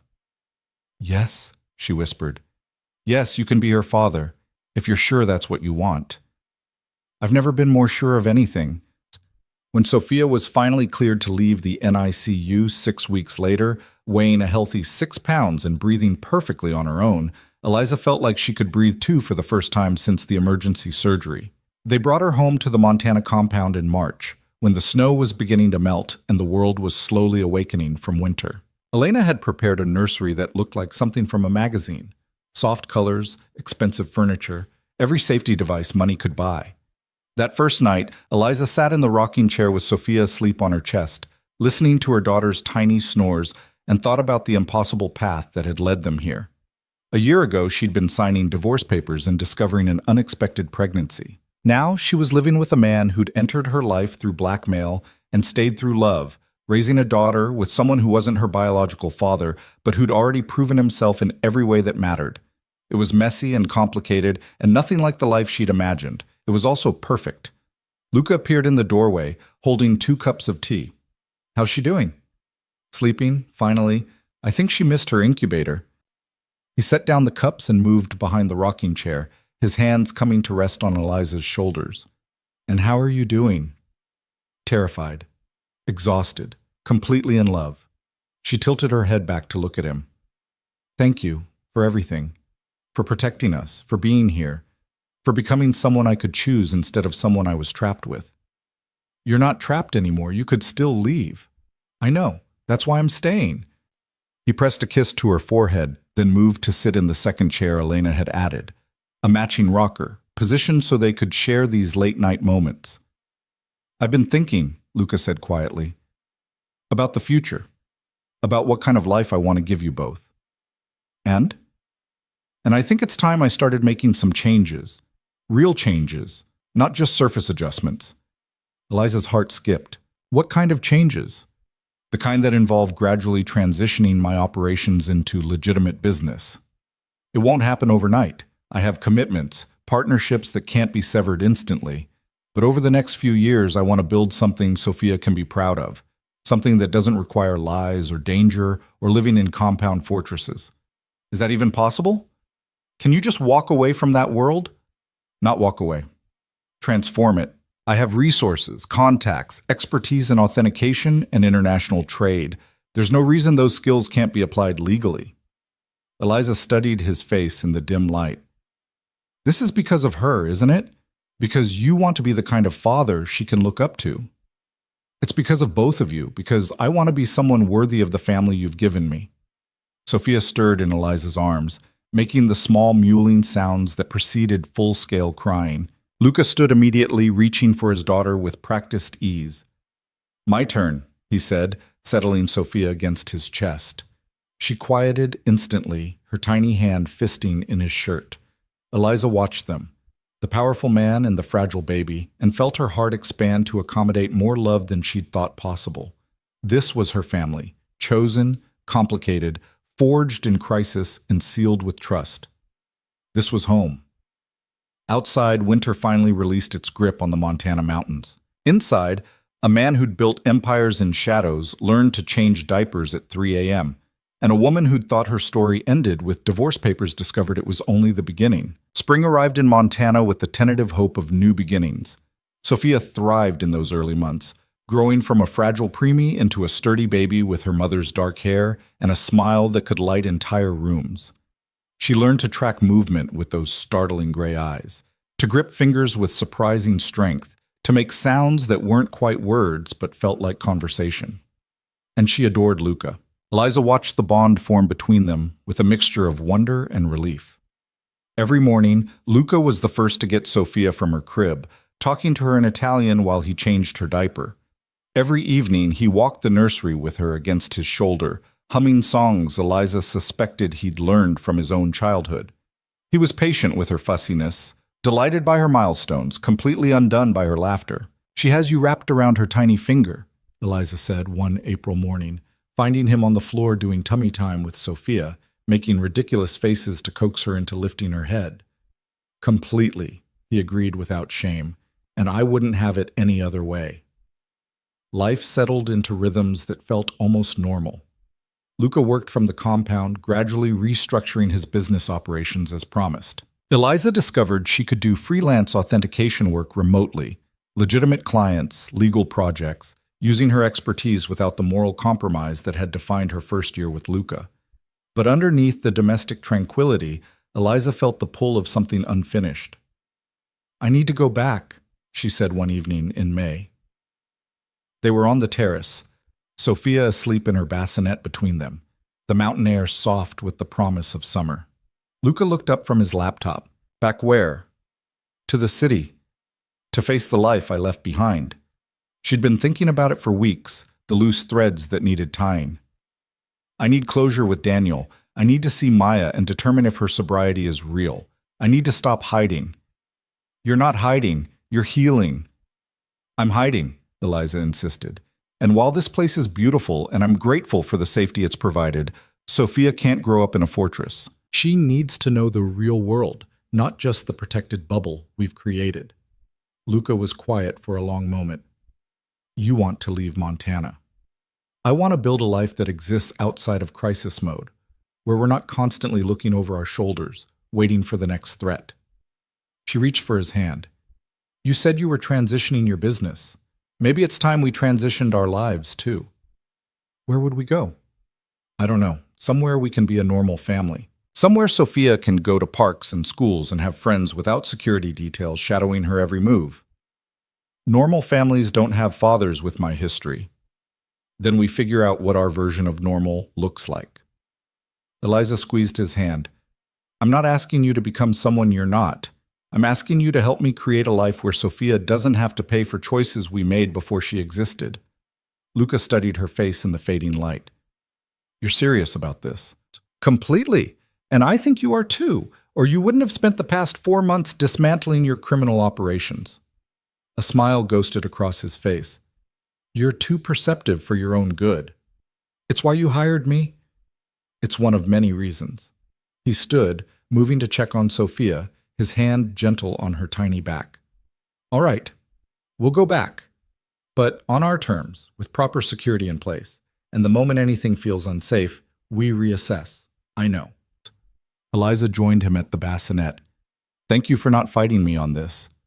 I learned months ago that fighting you is pointless. You're going to do what you believe is right, regardless of my objections. His arm came around her waist. I'm just trying to keep up. They returned to the city in June, not to Belvedere, but to a different property.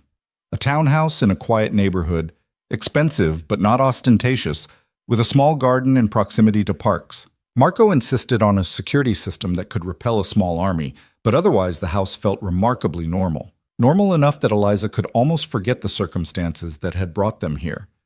Her first task was facing Daniel. He'd recovered from the coma. His fiancée had informed Eliza through a stiff email, though he had significant memory loss from the accident. He was in rehabilitation, learning to walk again, rebuilding his life piece by piece, and he didn't remember the affair that had ended their marriage. Are you sure about this? Luca asked. The morning Eliza prepared to visit the rehabilitation center. Sophia was napping in her nursery, giving them a rare moment of quiet. No, but I need to do it anyway. Eliza adjusted her blouse, suddenly self-conscious. He deserves to know he has a daughter, even if he doesn't remember destroying our marriage. He gave up that right when he cheated on you. Maybe. But Sophia might want to know him someday. I need to at least give her that option. Luca's expression was carefully neutral. And if he wants to be involved? If he decides fatherhood appeals to him now that he's facing his own mortality? Then we deal with it. Together. She moved into his arms, needing the solid reality of him. You're her father in every way that matters, Luca. Nothing Daniel says or does will change that. I hope you're right. The rehabilitation center was modern and expensive, the kind of place where wealthy people went to recover from life-altering injuries. Eliza found Daniel in the physical therapy room, working with a therapist on walking between parallel bars. He looked thinner than she remembered, his movements careful and deliberate, but his face lit up when he saw her. Eliza, they told me you might come, but I didn't believe it. He maneuvered himself to a wheelchair with the therapist's help. God, it's good to see you. Hi, Daniel. The words felt strange in her mouth. How are you feeling? Like I got hit by a truck, which isn't far from the truth. He gestured to a seating area. Can we talk? I know things between us are complicated, but I'm trying to piece together what happened before the accident. They sat.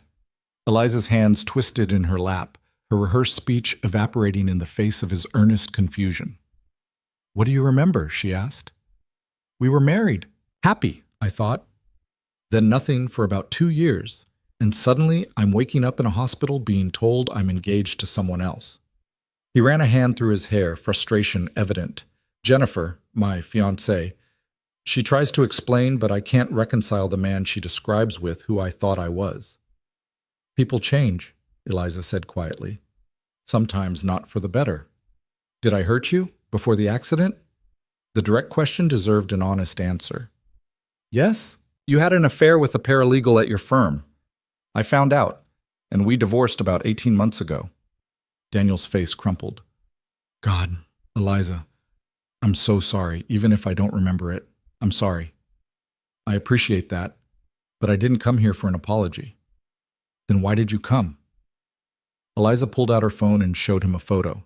Sophia at 4 months, all chubby cheeks and bright eyes, clutching a stuffed rabbit. Because you have a daughter. Her name is Sophia. She was born 3 months premature in February. She's healthy now, thriving, and she deserves to know her biological father exists. The silence that followed felt endless. Daniel stared at the photo, his expression cycling through shock, disbelief, wonder. She's mine? He whispered. Yes, I found out I was pregnant the day I signed our divorce papers. I chose not to tell you because you'd already moved on with Jennifer. But you should have told me. I had a right to know. You gave up your rights when you destroyed our marriage. But Sophia didn't make that choice, and she might want to know you someday. That's why I'm here. Not for you, but for her. Daniel looked up from the photo, tears streaming down his face. Can I meet her, please? I know I don't deserve it, but not yet. You're still recovering, still trying to rebuild your own life. When you're ready, when you've processed all of this, we can arrange supervised visits. But I need you to understand something. Eliza leaned forward. I'm with someone else now, someone who's been a father to Sophia since before she was born. Someone who loves her unconditionally. You can be part of her life, but you don't get to disrupt it. Who is he? This man who's raising my daughter? That's not your concern right now. Focus on getting better. When you're ready, we'll talk about what limited involvement looks like. She stood to leave, but Daniel's voice stopped her. Eliza, for what it's worth, I'm glad you found someone who treats you better than I did. Even if I can't remember being that person, I'm sorry I was. The apology felt genuine, and Eliza found she could accept it without the bitterness that had defined her for so long. Thank you. Take care of yourself, Daniel. Outside, she found Luca waiting in the car, Sophia strapped into her carrier in the back seat. He searched her face as she climbed in. How did it go? Better than expected. Worse than I hoped. She reached back to brush Sophia's soft cheek. He wants to meet her eventually.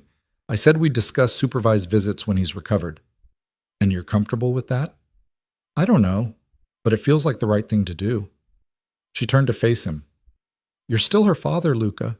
Meeting Daniel doesn't change that. I know, but it complicates things. Everything about us is complicated. We're just adding one more layer. He pulled out into traffic, his free hand finding hers. For what it's worth, I'm proud of you. That couldn't have been easy. Nothing worth doing is easy. You taught me that. The second piece of unfinished business was Maya. Eliza had been texting with her sister sporadically over the past months, surface-level conversations that avoided anything substantial. But now, back in the city, avoidance felt cowardly. They met at a coffee shop in Maya's neighborhood, neutral territory with enough people around to prevent either of them from making a scene. Maya arrived early, nursing a tea, her leg bouncing with nervous energy. Thanks for coming, she said when Eliza slid into the booth across from her. I wasn't sure you would. I almost didn't. Eliza ordered coffee from the hovering waitress. But I decided it was time we had a real conversation. About? About whether I can actually forgive you. Whether you've actually changed. Whether there's any possibility of rebuilding what you destroyed. Maya's hands tightened around her mug. I've been sober for 8 months. I'm working full-time at a nonprofit that helps people with gambling addictions. I haven't placed a bet or played a hand of cards since before Christmas. That's good. I'm proud of you for that.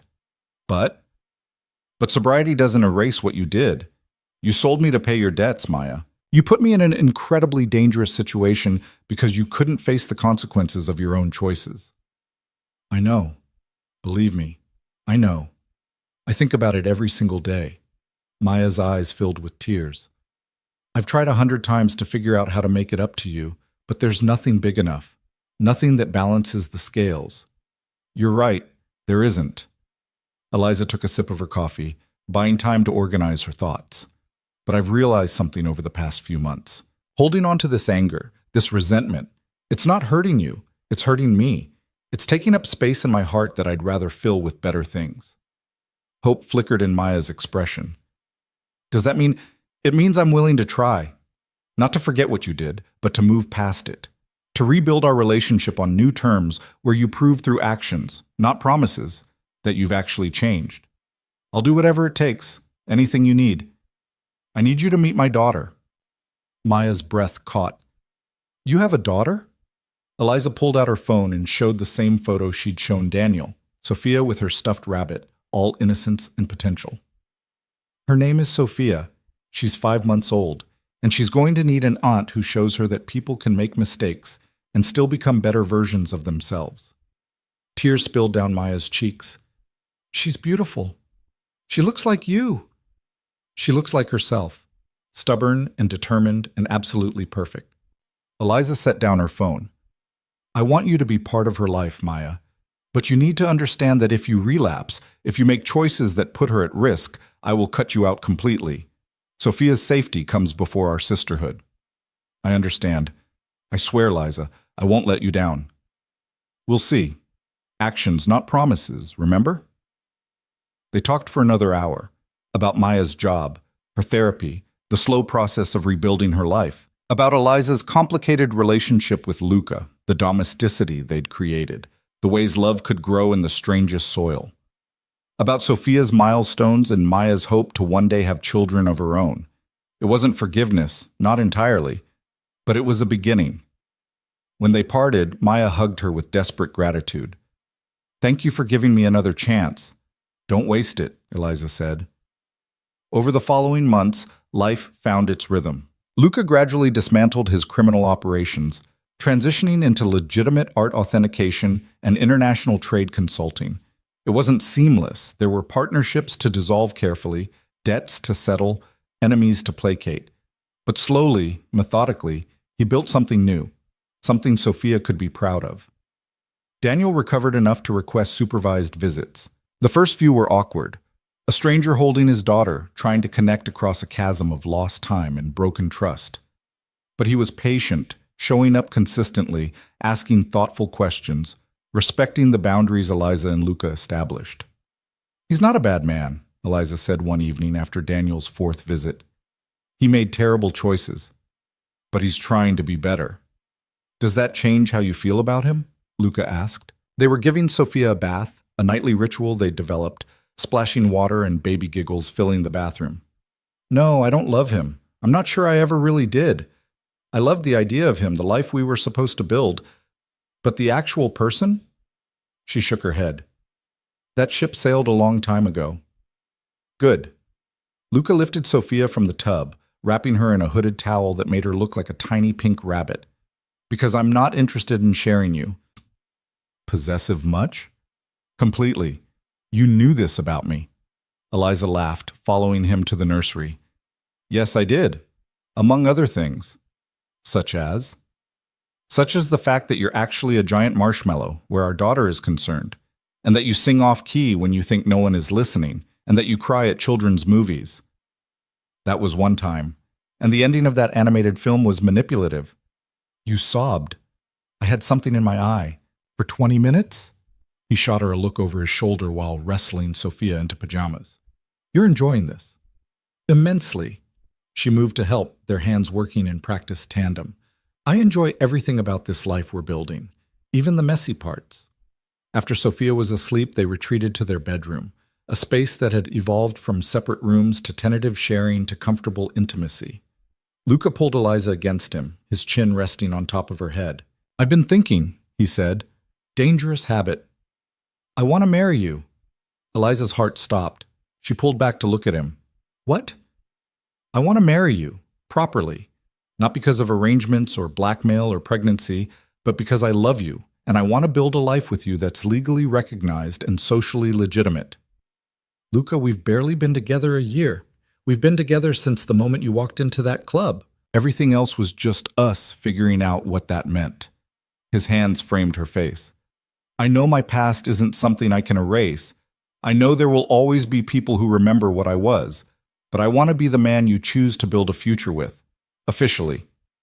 Are you proposing without a ring? I'm proposing the concept. The ring comes when you say yes. Eliza laughed through sudden tears. You're ridiculous. Is that a yes? Let me think about it. Marriage is a big step. We're raising a child together. We live in the same house. We share a bed and a life and everything that matters. How is marriage a bigger step than what we're already doing? Because marriage means I'm choosing this forever. Not for a year, not until circumstances change, but permanently. She pressed her hand to his chest, feeling his racing heart. And that terrifies me. Good. It should. Forever is terrifying. But it's also the only amount of time I'm interested in when it comes to you. Let me think about it, she repeated. Take all the time you need. I'm not going anywhere. Autumn arrived with startling beauty, painting Montana in golds and reds. They'd returned to the compound for a visit, needing the peace of mountains and the distance from city complications. Sophia was 8 months old now, crawling with determined speed, pulling herself up on furniture, saying sounds that were almost words. She was fascinated by everything: leaves, water, the way light moved across floors. "She's going to be walking soon," Elena observed, watching Sophia cruise along the sofa. "And then you'll never catch her." "That's what I'm afraid of," Eliza said, scooping up her daughter before she could topple backward. "She has no concept of danger. She has her mother's fearlessness. Her mother jumped from a second-story window while pregnant. Let's hope she has better judgment." They were interrupted by Marco, his expression serious. "Mr. Moretti, you have visitors. They're waiting in the main office." Luca's posture changed instantly, shoulders back, face hardening into the mask Eliza recognized from his old life. "Who?" "Federal agents. They say it's urgent." Ice flooded Eliza's veins. "What do they want?" "I don't know. But they have a warrant to search the property." Marco's voice was carefully neutral. "They also mentioned they'd like to speak with Ms. Ricci." The world tilted. Eliza clutched Sophia tighter. "Why would they want to talk to me?" "Because you worked for me," Luca said, his voice deadly calm. "Because you did research that could be construed as aiding illegal operations." He turned to Marco. "Take Eliza and Sophia to the safe room. Now." "No." Eliza's voice was stronger than she felt. "I'm not hiding. If they want to talk to me, I'll talk to them." "Eliza, you promised me we were building a legitimate life. If that's true, then I have nothing to hide." She handed Sophia to Elena. "Take her. Keep her safe." Elena disappeared with the baby while Eliza followed Luca to the main office, her heart hammering against her ribs. 3 federal agents waited, 2 men and a woman, all carrying the professional detachment of people who'd seen too much to be impressed by wealth or power. "Mr. Moretti," the woman said, "I'm Special Agent Rodriguez. We have a warrant to search this property in connection with an ongoing investigation into international smuggling operations." "What operations specifically?" Luca asked, his voice giving nothing away. "I think you know, sir. We've been building a case for 18 months. We have testimony from former associates, documentation of illegal transactions, evidence of smuggled antiquities and pharmaceuticals." She turned to Eliza. "Miss Ricci, we'd like to ask you some questions about your employment with Mr. Moretti." Terror threatened to overwhelm rational thought, but Eliza forced herself to breathe. "What kind of questions?" "Questions about the research you conducted, the databases you accessed, the reports you prepared on international dealers and buyers." "I'm happy to cooperate," Eliza said, her voice steadier than she felt. "But I'd like my lawyer present." "Of course, we can arrange that." The next hours were a nightmare of questions and accusations, of lawyers and careful answers, of watching federal agents search through Luca's files and computers. They found nothing, because Luca had spent the past year meticulously cleaning house, transitioning operations, covering tracks with the same thoroughness he'd once applied to hiding them. By evening, the agents were frustrated but empty-handed. "This isn't over," Rodriguez said as they prepared to leave. "We know what you were, Mr. Moretti. We know what you did, and we're going to prove it." "You're welcome to try," Luca replied, his tone pleasant. "But you'll find my operations are completely legitimate now, have been for months." After they left, Eliza collapsed onto the sofa, adrenaline finally giving way to exhaustion. "Is it really over, or are they coming back?" "They'll try, but they won't find anything because there's nothing to find, not anymore." Luca sat beside her, pulling her against him. "I'm sorry. I thought I'd closed all the doors before they could come knocking. You can't erase the past, we both know that." "No, but I can keep it from destroying our future." He tilted her face up to meet his eyes. "I meant what I said about going legitimate, about building something clean. This is just the last ghost coming back to haunt us. And if they find something, if there's evidence you missed, then I deal with it. But you and Sophia stay clear. That's non-negotiable." Eliza was quiet for a long moment, processing the fear and relief and exhaustion. Finally, she said, "Ask me again." "Ask you what?" "To marry you. Ask me again." Understanding dawned in his expression. Eliza Ricci, will you marry me? Will you take a former criminal with a complicated past and help him build a future worth living? Will you let me be a father to your daughter and a partner in this beautifully messy life we're creating? Yes, she whispered, on one condition. Anything. You can never lie to me. Not about the past, not about threats, not about anything. I need complete honesty or this doesn't work. I promise, complete honesty, even when it's uncomfortable. Then yes, I'll marry you. He kissed her with enough intensity to steal her breath, his hands tangling in her hair, pulling her closer like he could merge their bodies through sheer force of will. When they finally broke apart, both breathing hard, Eliza laughed. We're really doing this, getting married, raising a child, building a life from the wreckage of everything that came before. We really are. He pressed his forehead to hers. No more running, no more hiding, just us, choosing each other every day. I can live with that. They married in December, exactly 1 year after the night Eliza had almost lost Sophia. A small ceremony in the Montana compound with only their closest people present. Elena, Marco, Maya, sober for over a year now. A few of Luca's legitimate business associates who'd become genuine friends. Daniel attended via video call, giving his blessing with grace that surprised Eliza. She deserves to be happy, he said. And if Moretti makes her happy, then I'm grateful to him for being the man I couldn't be. Sophia, nearly 11 months old and learning to walk, toddled down the aisle in a tiny white dress, eliciting laughter and delighted applause when she plopped down halfway and refused to move. She's your daughter, Luca murmured to Eliza, watching their daughter's stubborn sit-in. She's our daughter, Eliza corrected, and she's perfect.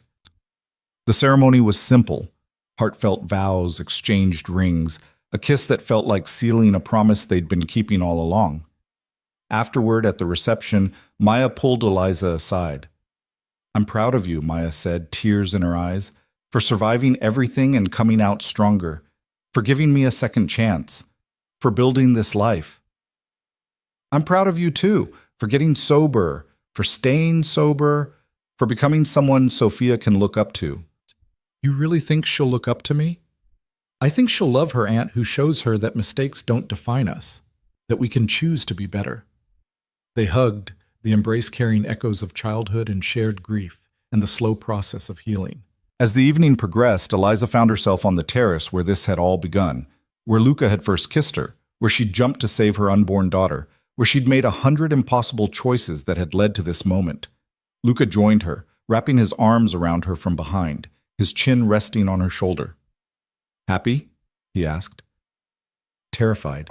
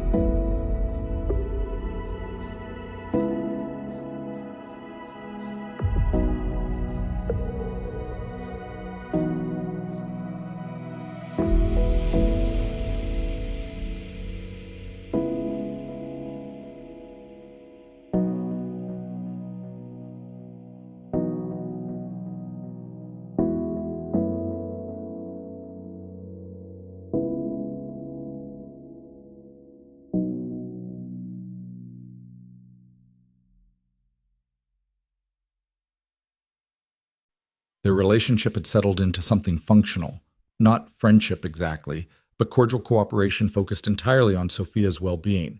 He saw her twice a month, supervised visits that had gradually become more relaxed as he proved himself trustworthy.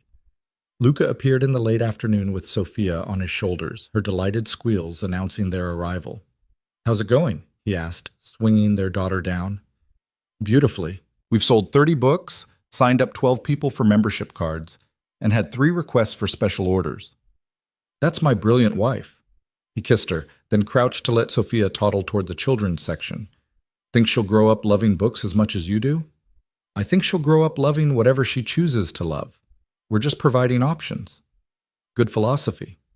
They watched Sophia pull books off the shelf with determined enthusiasm, making her happy babbling sounds. "You know what I realized?" Eliza said quietly. "What's that?" "A year and a half ago, I thought my life was ending. Divorce, unexpected pregnancy, getting blackmailed into working for a criminal." She leaned into Luca's warmth. "But it wasn't ending. It was just beginning. All of this, the bookstore, our marriage, Sophia, building something real, it only exists because I was brave enough to survive the hard parts." "You were always brave. You just needed circumstances that let you prove it." "We both needed that." He pulled her closer. "I love you, Eliza Moretti. Thank you for taking a chance on a man who didn't deserve it. You deserved a chance to become someone better. We all do." She turned to kiss him properly. "And for what it's worth, I love you too. Both the man you were and the man you've become." Sophia's laughter echoed through the bookstore, pure and joyful, the sound of a child who would grow up surrounded by love and stories and parents who'd fought their way to happiness. Outside, the city moved through its rhythms, people rushing to appointments, to lovers, to lives that made sense. But inside the story continues, 3 people had found something rarer than sense. They'd found home. Not in a place, but in each other. And that, Eliza thought, was the best story of all. The one where broken pieces became beautiful, where blackmail became love, where a woman who thought she had nothing left to lose discovered she had everything to gain, where a criminal chose redemption, where a premature baby fought her way to thriving, where a family was built not from blood or circumstance, but from choice and courage and the radical act of believing in second chances. Their story wasn't perfect. It was messy and complicated and would always carry echoes of how it began. But it was theirs, and it was enough, more than enough. It was everything.